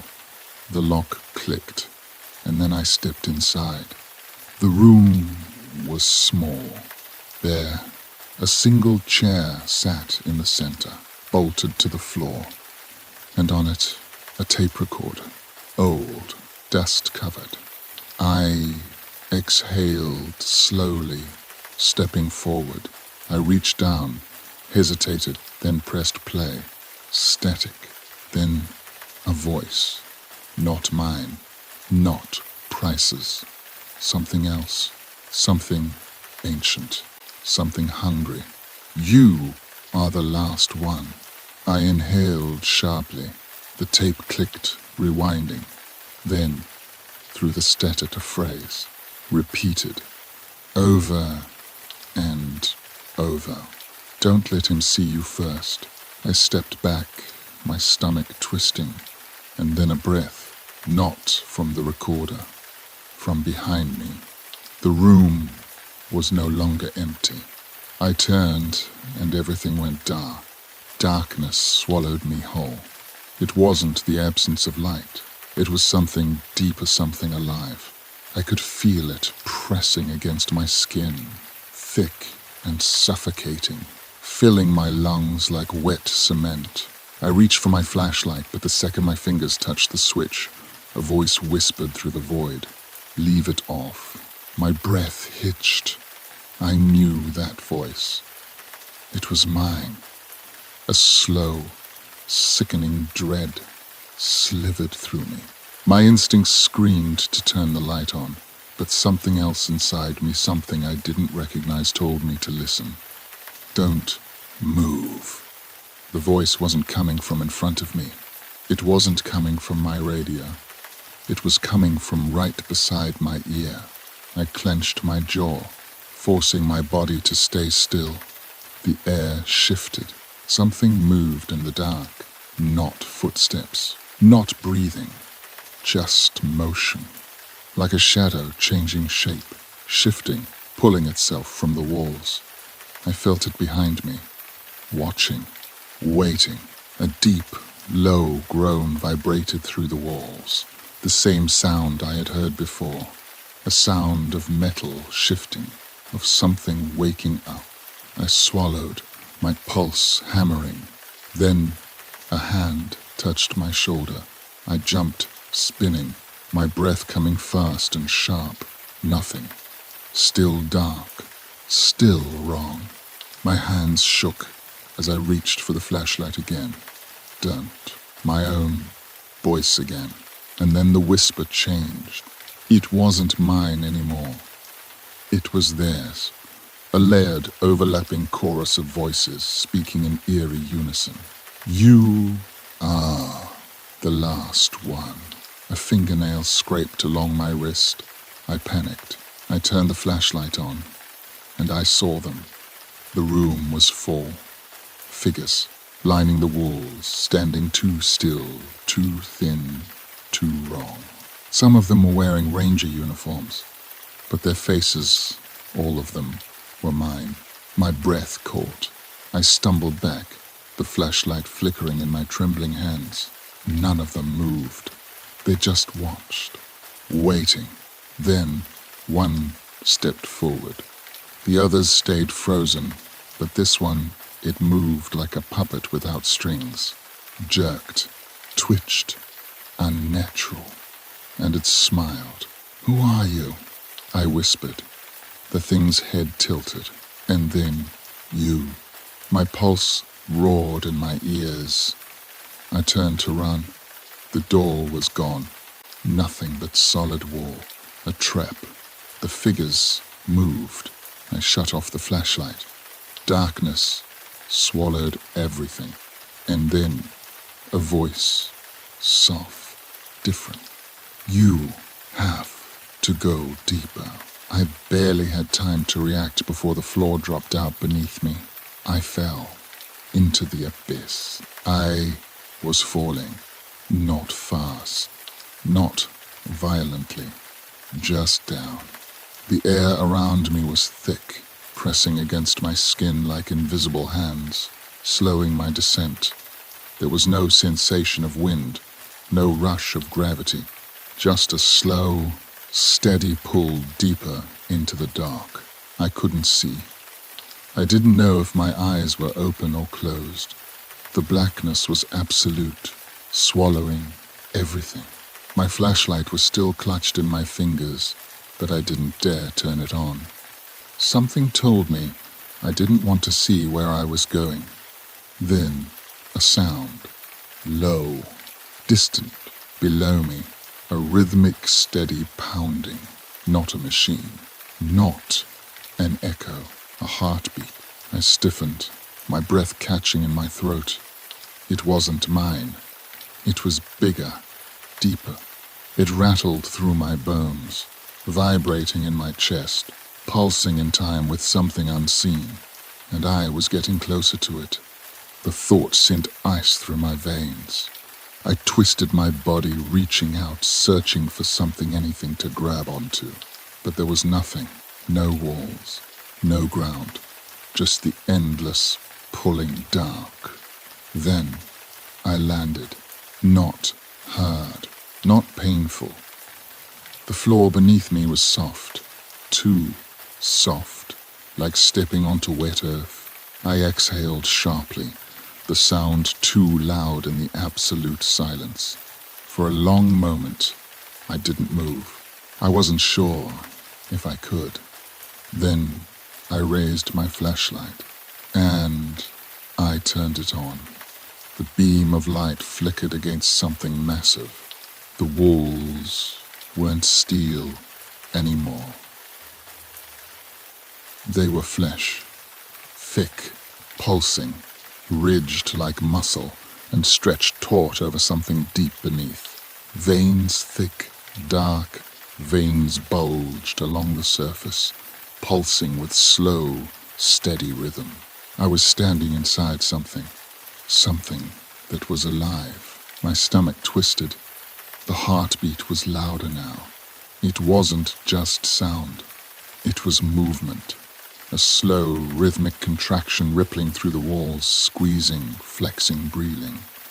I forced my feet to move. My boots sank slightly into the fleshy ground, each step leaving a shallow indent.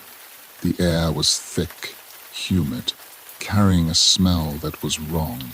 Not rot, not decay. Something old, something waiting. I wasn't supposed to be here. I had to keep going. I moved forward, shining my flashlight ahead. The tunnel twisted and curved, the walls narrowing and expanding in uneven intervals. Then, a shape, not part of the walls. Something standing in the tunnel ahead. I stopped cold. It wasn't moving. I raised my light higher, my stomach knotting. It was a person. No multiple people, lined against the tunnel walls, standing perfectly still. I stepped closer, my pulse hammering. They were rangers, old uniforms, faded, discolored. The fabric merged with the walls, flesh growing over them, half absorbed into the living structure. Their faces were frozen, not decomposed, not rotting, just still. Their eyes were open, and they were watching me. My throat closed. I took a step back. One of them moved. Not all of them, just one. His eyes shifted. Not fast, not normal. Just a slow, dragging motion as he turned his gaze toward me. And then his mouth opened. No breath, no sound. Then a whisper. It's still sleeping. I didn't think. I ran. The tunnel tightened around me. The walls flexed. The heartbeat grew louder. I could feel it, now the pulse, moving through the floor, the ceiling, the walls. I was inside a body that was waking up. I pushed forward, my breath ragged, my flashlight bouncing against the walls. The tunnel bent downward, narrowing, pulling me deeper. I didn't have a choice. I had to keep going. Then the tunnel ended. Not a dead end. An opening. A chamber. I stumbled inside and stopped breathing. The room was massive, larger than anything that should exist beneath the earth. The walls curved upward, forming an immense dome, every inch covered in that pulsing flesh. And in the center something lay sleeping. It wasn't human. It wasn't anything. I couldn't comprehend its shape. It was huge, sprawled against the floor, its form shifting with each slow breath. Limbs that weren't limb. A head that wasn't a head. Its flesh was the same as the walls, because this was it. The tunnels, the structure, the hatches, they weren't doors. They were veins. The things inside them weren't prisoners. They were its blood. My stomach lurched. I took a step back, and the heartbeat stopped. Silence. Then a whisper. Not from my radio, not from behind me, not from above. From inside my head. Why did you wake me up? My body locked. I couldn't move, couldn't breathe. The thing in the center of the room twitched. Then it stirred. I turned. I ran. The tunnel collapsed behind me. I felt it closing, sealing itself shut, like a body closing a wound.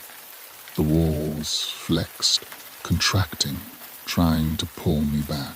I pushed forward, my lungs screaming, my mind drowning in whispers. You should have left it sleeping.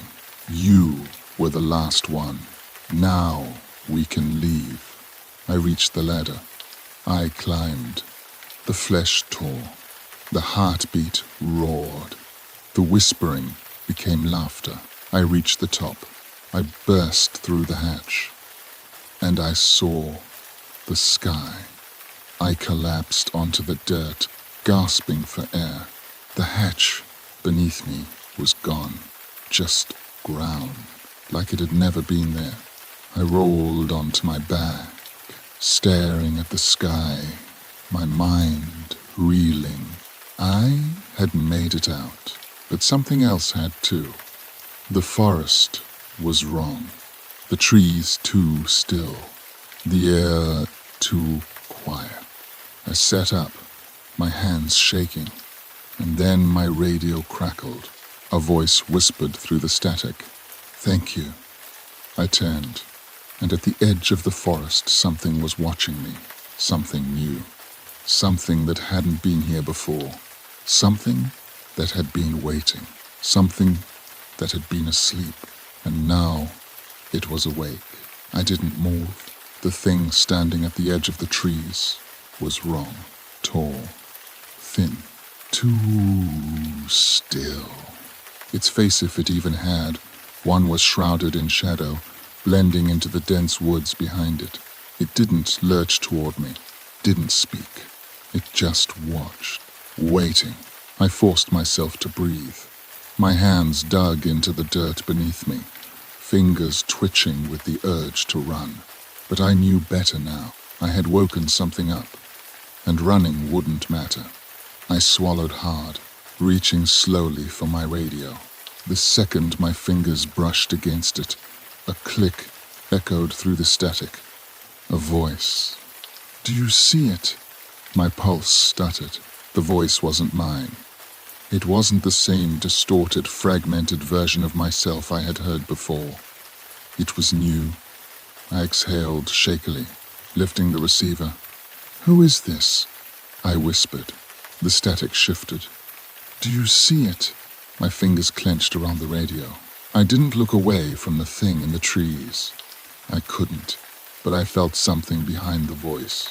Like there was more than just a signal coming through. Like something else was listening. I pressed the button again, my voice lower this time. "What did I wake up?" Silence. Then, "We don't know." My breath caught. But you let it out. A cold wave of nausea rolled through me. I knew. I had seen the veins in the walls. The way the hatches weren't doors, but locks. The thing in the underground chamber hadn't been buried. It had been grown. The hatches weren't sealing in a facility. They had been sealing it, and now it was outside. I swallowed hard, still staring at the figure in the trees. It hadn't moved, but I knew, somehow, that it could. "It's watching you now," the radio whispered. I clenched my jaw, my grip tightening around the receiver. "How do I stop it?" I asked. Silence. Then, "You can't." A sharp snap sounded in the woods. The figure twitched, and then it moved. Not fast, not jerking, just closer, too close. I stood up fast, my heart hammering, my breath short. The trees around me shivered as if something was passing through them, unseen, but very, very real. I took a slow step back. The figure didn't follow, but it was still there, still watching, still waiting. I didn't know what to do. I'd spent the last few days chasing answers, searching for the truth about the hatches, about what was beneath this park. And now that I had found it, I didn't know how to put it back. I pressed the radio button again, my voice sharper now. "Tell me, what happens next?" The static shifted. For a moment, I thought it wouldn't answer. Then, "You'll see." The signal cut out. I didn't wait. I turned, and I ran. The station came into view after what felt like forever. The wooden structure stood like a relic against the tree line, its windows dark, its familiar porch light flickering weakly in the early evening air. For the first time in days, I felt a sliver of relief until I saw the trucks. 2 of them, parked haphazardly out front, and standing beside them Joe, and 3 other rangers. My stomach twisted. They weren't supposed to be here. I slowed, breath still ragged, my body screaming for rest. Joe turned at the sound of my boots crunching on gravel. His face was pale, his usual easy demeanor replaced with something tired. "Jesus, Thomas," he said, "where the hell have you been?" I stopped a few feet away, glancing at the other rangers. They were watching me carefully. One of them, Rodriguez, crossed his arms. "You've been missing for a day and a half." The words hit me like a truck. I blinked. "What?" Joe nodded, running a hand over his beard. "You radioed in 2 nights ago. Said you were checking something out. We tried reaching you after that, but you were gone." My pulse hammered. That wasn't right. I had only been gone for hours, not 2 days. I opened my mouth to argue, but then I stopped, because I knew, deep down, they were telling the truth. Time had changed when I was underground. I swallowed hard, shaking my head. I found something. The last hatch. It was open. Joe's face darkened. "I know," he said. I froze. He exhaled sharply, glancing at the other rangers. "We've been out looking for you, trying to find where you went. But, Thomas, he hesitated. What? I pressed. Joe's jaw clenched. The hatch isn't there anymore. A cold chill spread through my veins. I took a step back. That's not possible. Joe's gaze was heavy. We searched the whole damn area. The place you were heading toward, it's just dirt, like nothing was ever there. My mind reeled. I had seen it. I had been inside. I had woken it up. So where the hell was it now? My breath came fast and shallow. My eyes flickered toward the tree line. The figure was gone, but I knew it hadn't left. It was still here, watching, waiting. Joe sighed. I don't know what the hell you saw out there, Thomas, but you need to get some rest. You're not making sense. I wanted to argue. I wanted to tell them everything, but I knew it wouldn't matter. They wouldn't believe me. Not yet. Not until it was too late. I exhaled, forcing my pulse to steady. Yeah, I muttered. Maybe you're right. Joe clapped a hand on my shoulder. Get some sleep. We'll talk in the morning. I nodded, but I already knew there wouldn't be a morning, because whatever I had let out it was already awake, and soon the rest of the world would see it too. Sleep didn't come. I lay in the bunkhouse, staring at the ceiling, my mind refusing to settle. Every time I closed my eyes, I saw it, the pulsing wall, the sleeping thing in the chamber beneath the earth. The moment its heartbeat had stopped, I had let it out, and now I was waiting for it to show me what came next. Outside, the night was quiet, too quiet. No wind, no insects, not even the usual rustling of branches. It was like the whole forest was holding its breath, waiting. I sat up, rubbing my face. I wasn't getting any rest. My body was exhausted, but my mind was too alert, too sharp. I needed to do something. I needed to see if it was still out there. I swung my legs over the side of the cot, boots hitting the wooden floor. The clock on the wall read 2:43 a.m. The others were asleep, Joe, Rodriguez, the other rangers. Their soft breathing filled the room, the only normal sound left in the world. I moved carefully, grabbing my flashlight and slipping out the door. The air outside was thick, not with humidity, not with cold, but with something else. Presence. I flicked on my flashlight, scanning the tree line. My breath was slow, controlled, but my heart was hammering. The forest was still, but I knew it wasn't empty. I stepped off the porch, boots crunching softly against the dirt. If it was still here, if it was still watching, I had to find it first. Because if it saw me first, I stopped. A shape stood between the trees, tall, motionless, waiting. A rush of cold air pressed against my skin. I lifted the flashlight, shining it directly at it, and for the first time, I saw its face. It was me, but it wasn't. No.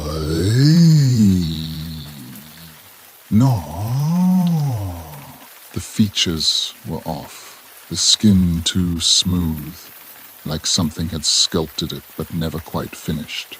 The eyes were wrong, not human, just emptiness, black pits that stretched too deep, too hollow, and when it smiled, my stomach twisted, because I recognized it.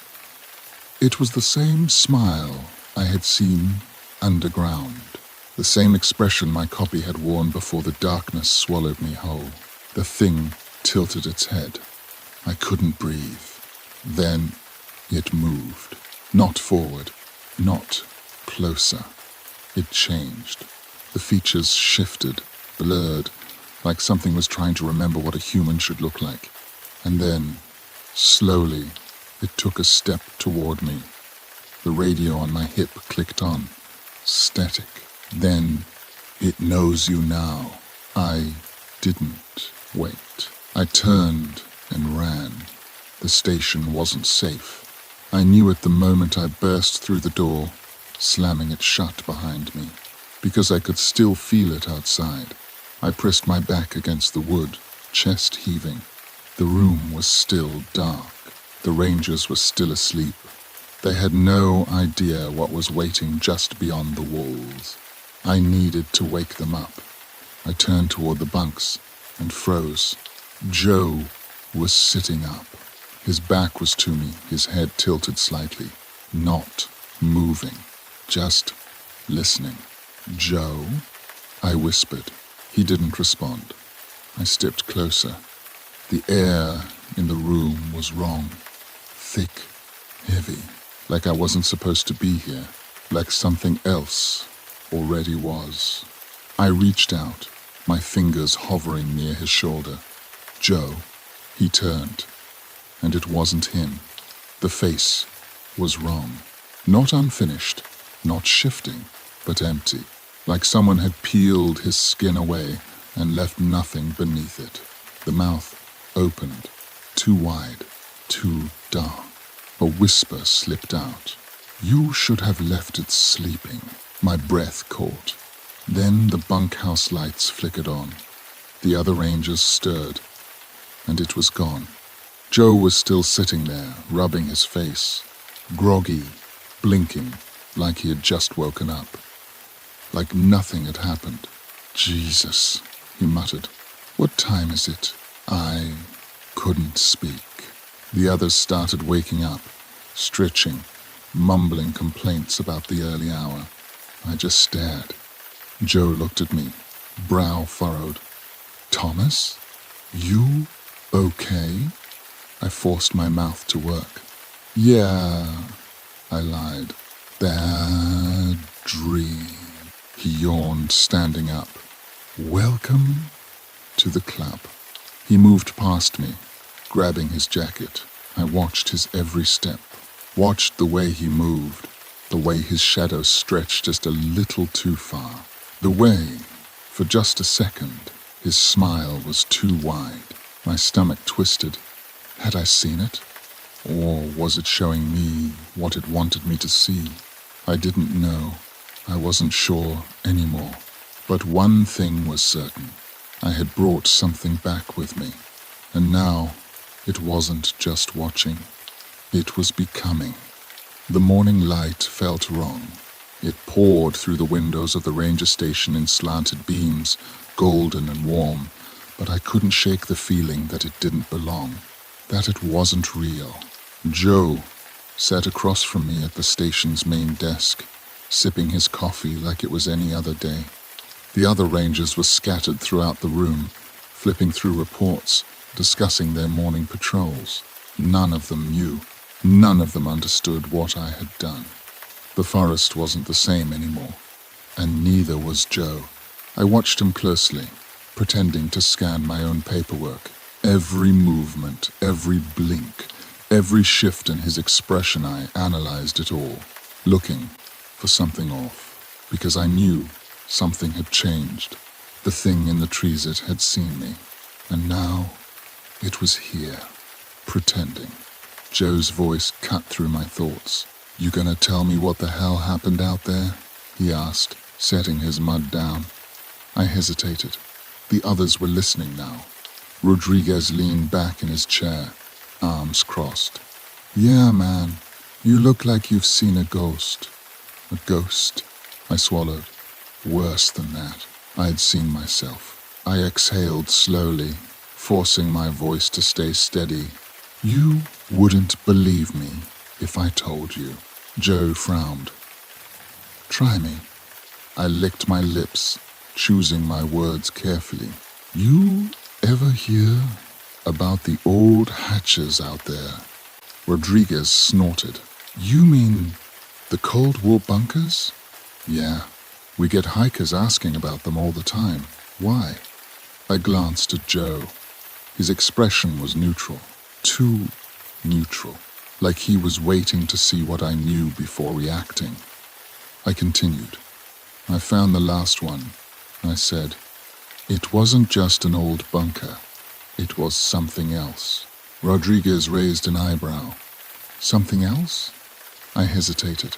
I couldn't tell them the truth. Not yet. If I said I had climbed into something alive, that the walls had breathed, that I had let something out, they'd think I was crazy. Hell, I was starting to wonder if I was. Something was down there, I said carefully. Something big. And now, I think it's loose. Silence. Then, Joe chuckled. Low. Almost amused, like I had told him a joke. Come on, Thomas, he said, shaking his head. You think you found some kind of monster out in the woods? His smile was wrong. Too wide. Too perfect. Rodriguez chuckled too. Man, I knew you were sleep-deprived, but damn, you need some time off. I didn't blink. I didn't dare look away from Joe, because in that moment, I was sure that wasn't Joe. It was something else. Something pretending. Something wearing him. I needed to get out of there. I forced a laugh, rubbing the back of my neck. Yeah, maybe you're right. Lack of sleep messing with my head. Joe's grin widened just a fraction, like he knew I was lying. Good, he said. You should get some rest. Don't want you seeing things that aren't there. My stomach twisted. I nodded, pushing away from the table. Yeah, think I'll take a walk, clear my head. I could feel his eyes on me as I left. I could feel all of them watching. And for the first time in my life, I felt like a stranger in my own station. Like I had stepped into the wrong version of my world. The forest wasn't right anymore. It looked the same. The trees still swayed in the wind. The dirt trails still wound through the park like veins. But something had changed. The birds weren't singing. The wind wasn't rustling the branches the way it should, and the shadows were too long. I walked without direction, my boots crunching softly against the path. My radio sat heavy on my belt, but I didn't dare turn it on. Not after what it had told me last night. It knows you now. A cold shiver crawled up my spine. I had spent years in these woods. I had always felt safe here. But now, I wasn't sure where I was. It wasn't just the trees that felt off. It was the space between them. Like the gaps between the trunks were stretching wider than they should. Like the forest was making room for something. Something bigger. Something coming. I gritted my teeth, rubbing my temple. Maybe I was losing it. Maybe it was just exhaustion.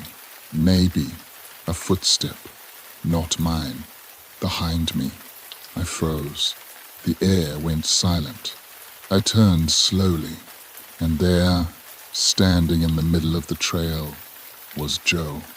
But it wasn't. I knew that the second I looked at him. His stance was wrong. Too stiff. His face his too wide smile unchanging. But the worst part, he hadn't come from the station. The trail behind him led deeper into the woods, to nowhere, to nothing. My breath hitched. I had just seen him at the station. So, how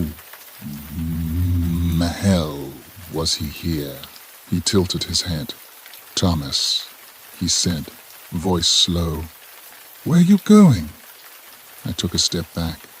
Just walking. The thing in Joe's skin didn't blink. You don't need to go any further, it said. A pulse of cold fear ran through me. You should come back It continued, "Get some rest." It took a step forward. I took a step back. My hand hovered near my belt, near my knife. But I knew it wouldn't matter. Not against this. Not against him. He took another step. "You should come back, Thomas." The words were the same, but his mouth didn't move. I turned and ran. The trees blurred past me. My boots pounded against the dirt, breath coming sharp and fast. I didn't look back. I couldn't. I knew if I did, he'd be closer. The ranger station came into view, the old wooden structure standing too still in the distance.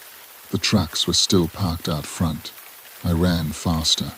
I hit the steps hard, yanking the door open, and froze. Joe was inside, sitting at the desk, exactly where I had left him. I stumbled back. My pulse roared in my ears. The other rangers looked up, confused. "You okay?" Rodriguez asked. I couldn't speak. I had just seen him in the woods. I had just run from him. But now he was here. Had he ever left? Or worse, had I brought something else back instead? Joe frowned. "Thomas?" His voice sounded right. His expression looked real. But I had seen his copy in the woods, and now I didn't know which one was him, or if either of them were. I stood in the doorway of the ranger station, breath shallow, heart hammering so hard I could feel it in my throat. Joe sat at his desk, watching me with mild concern, fingers tapping against the ceramic mug in his hand. Rodriguez and the other rangers stared too, their expressions ranging from curiosity to mild annoyance. "Thomas," Joe said again, slower this time. "You good?" I didn't answer, because I had just seen him, out in the woods. The other Joe, the one who had spoken without moving his mouth, the one who had followed me. And now this version was sitting here, acting like nothing had happened. I swallowed hard, gripping the doorframe. My hands felt numb. I had a choice. I could tell them what I had seen, or I could pretend that everything was fine, pretend that I wasn't questioning whether or not this Joe was the real one. I licked my lips, forcing my voice to stay steady. "Yeah," I said finally. I just needed some air. Joe's eyes flickered, his fingers still tapping against the mug. Tap, tap, tap. It felt wrong, but I couldn't tell if that was paranoia or something else. Rodriguez sighed, shaking his head. "Man, you seriously need some sleep. You've been acting weird as hell since you got back." I forced a nod. "Yeah, probably just exhaustion." Lie. But it was the only thing keeping me safe, for now. I didn't trust anyone anymore. Not Joe. Not Rodriguez. Not the other rangers. Because I had seen him, the other Joe, standing in the woods, staring at me with that frozen two-eyed smile. I had run from him, felt the panic clawing at my chest, my instincts screaming at me that something wasn't right. But now this Joe was sitting at his desk, drinking coffee, tapping his fingers against the ceramic mug like nothing had happened. And I had no way of knowing if he was real, or if any of them were. I forced myself to move, stepping inside the ranger station like everything was normal, like my entire world hadn't just been flipped inside out. The door swung shut behind me with a soft click, and suddenly I felt trapped. Rodriguez was still watching me. Joe leaned back in his chair, rubbing his jaw. "You sure you're okay?" I nodded, too fast. "Yeah, just need some rest." Lie. But I could feel all of them looking at me, waiting for me to break. I grabbed a bottle of water from the counter and turned toward the bunk room. Gonna lie down for a bit. Another lie. Joe nodded slowly. Good idea. Tap, tap, tap. His fingers never stopped tapping the mug. I left the room before I could lose it. The bunk room was empty, dimly lit by the weak morning sun filtering through the blinds. I sat down on the edge of my cot, the mattress sagging beneath my weight. I needed to think. Everything about this felt wrong, like I had stepped back into a version of reality that looked the same, but wasn't. I had felt it the second I climbed out of that last hatch. The trees were too still. The air was too heavy. And now, the people I had worked with for years, the people I knew, felt like strangers. Something had changed, and I had no way of knowing if it was them or me. I ran a hand down my face, trying to keep my breathing steady. I had to figure this out. The last hatch was gone. Joe had told me as much, but I had been inside it. I had walked the tunnels, seen the veins in the walls. I had heard the thing in the chamber beneath the ground, the thing that had been sleeping, and now it was awake. The realization made my stomach churn.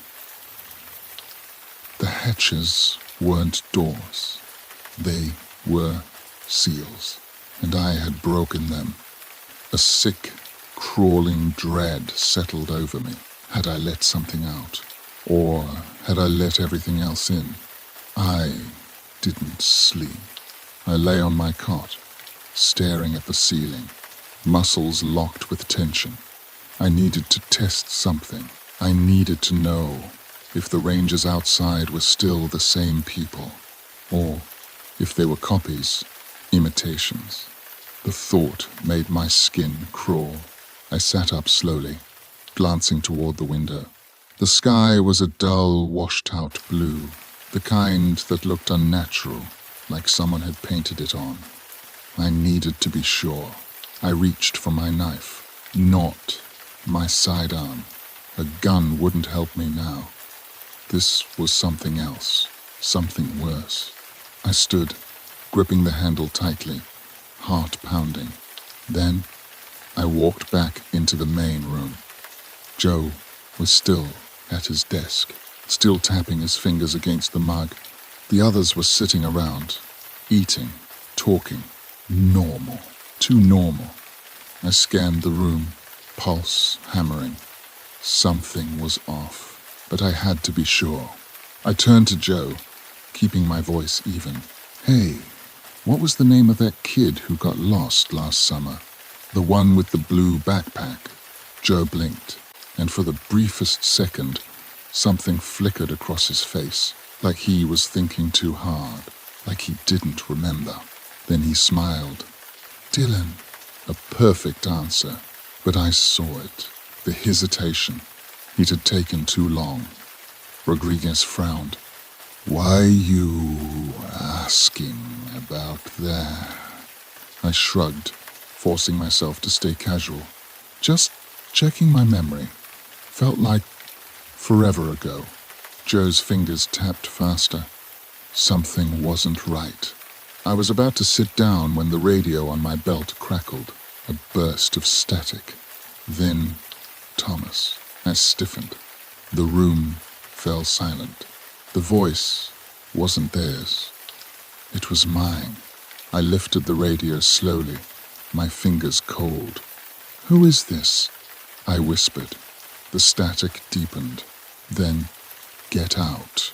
The air in the room turned ice cold. Joe's smile widened. Something wrong, Thomas? My grip on the radio tightened. The voice had been mine, but not from here, from somewhere else, somewhere deeper, somewhere below.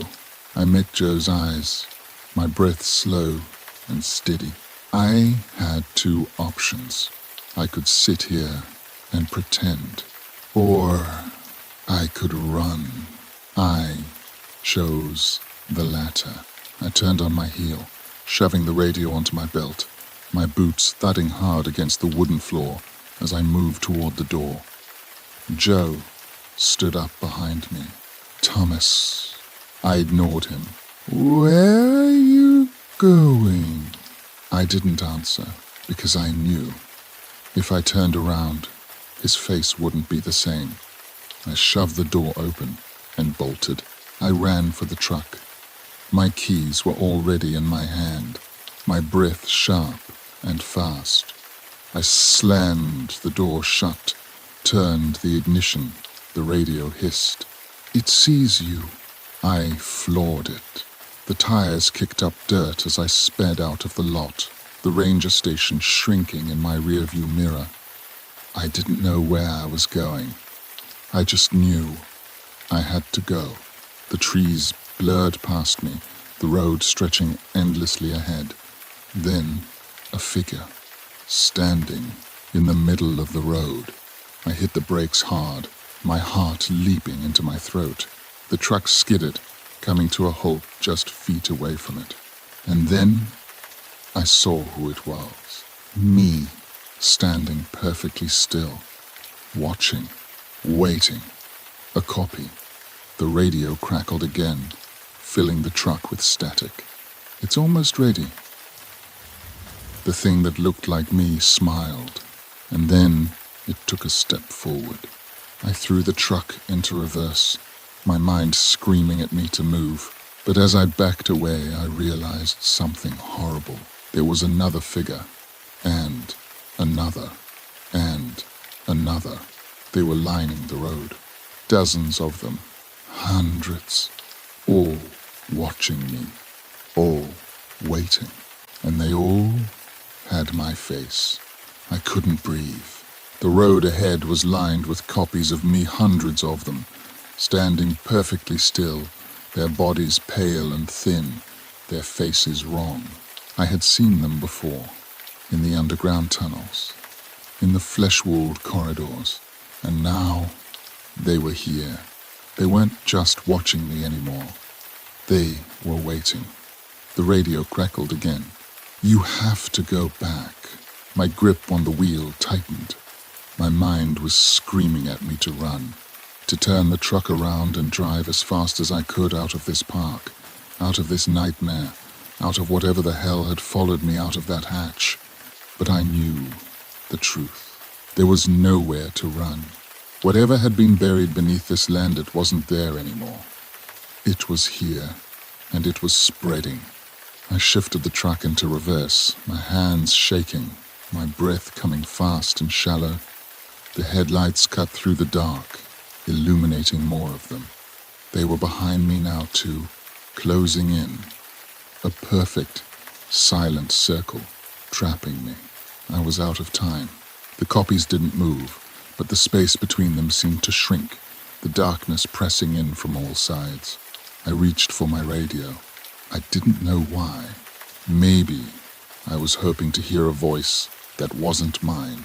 Maybe I just needed to hear something that felt real. I pressed the button, my voice barely above a whisper. Joe, are you out there? Static. Then Joe is gone. My stomach twisted. I already knew that.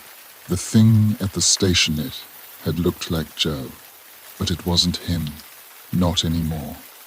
I swallowed hard, forcing my breath to steady. What do you want? I whispered. The copies didn't answer, but the forest did. The trees groaned, a deep, metallic sound, like something shifting far beneath the earth. And then the sky changed.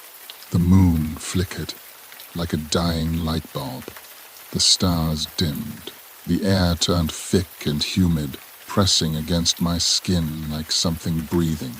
And then, between the rows of copies, something stepped forward. Not me, not a copy, something worse. The figures on either side shifted, moving just enough to make way for it. My flashlight flickered, and for the first time I saw what I had let out. It was tall, taller than the trees, Its skyneff, you could call it, that was pale and stretched thin, veins bulging beneath its surface like something trying to push through. Its head twisted too far, tilting at an unnatural angle, and its eyes, there weren't any, just two black voids stretching deep, too deep, like looking into something that had never seen light before. It opened its mouth, not to speak, to breathe, and when it did, I saw them. Inside its throat, more faces, more copies. All of them were me. My body locked up, my fingers clenched around the wheel, but I couldn't move, couldn't speak, couldn't breathe. Then he took a step forward. The ground shuddered, the forest bent. My radio clicked, and this time, it wasn't my voice. It wasn't static. It was something else. You never left. I blinked. The words sank into me, and then everything shifted. The road gone. The truck gone. The cuppies gone. I wasn't in the driver's seat anymore. I wasn't outside anymore. I was back underground, back in the chamber. The walls pulsed, slick with moisture. The veins bulging, stretching, splitting. The heartbeat returned. Loud, slow, steady. The last hatch was never open because I had never left. I had been here the whole time. I was part of it now. And the last thing I heard before the darkness swallowed me whole, before my copy walked out into the world in my place, was my own voice, whispering, "It's awake.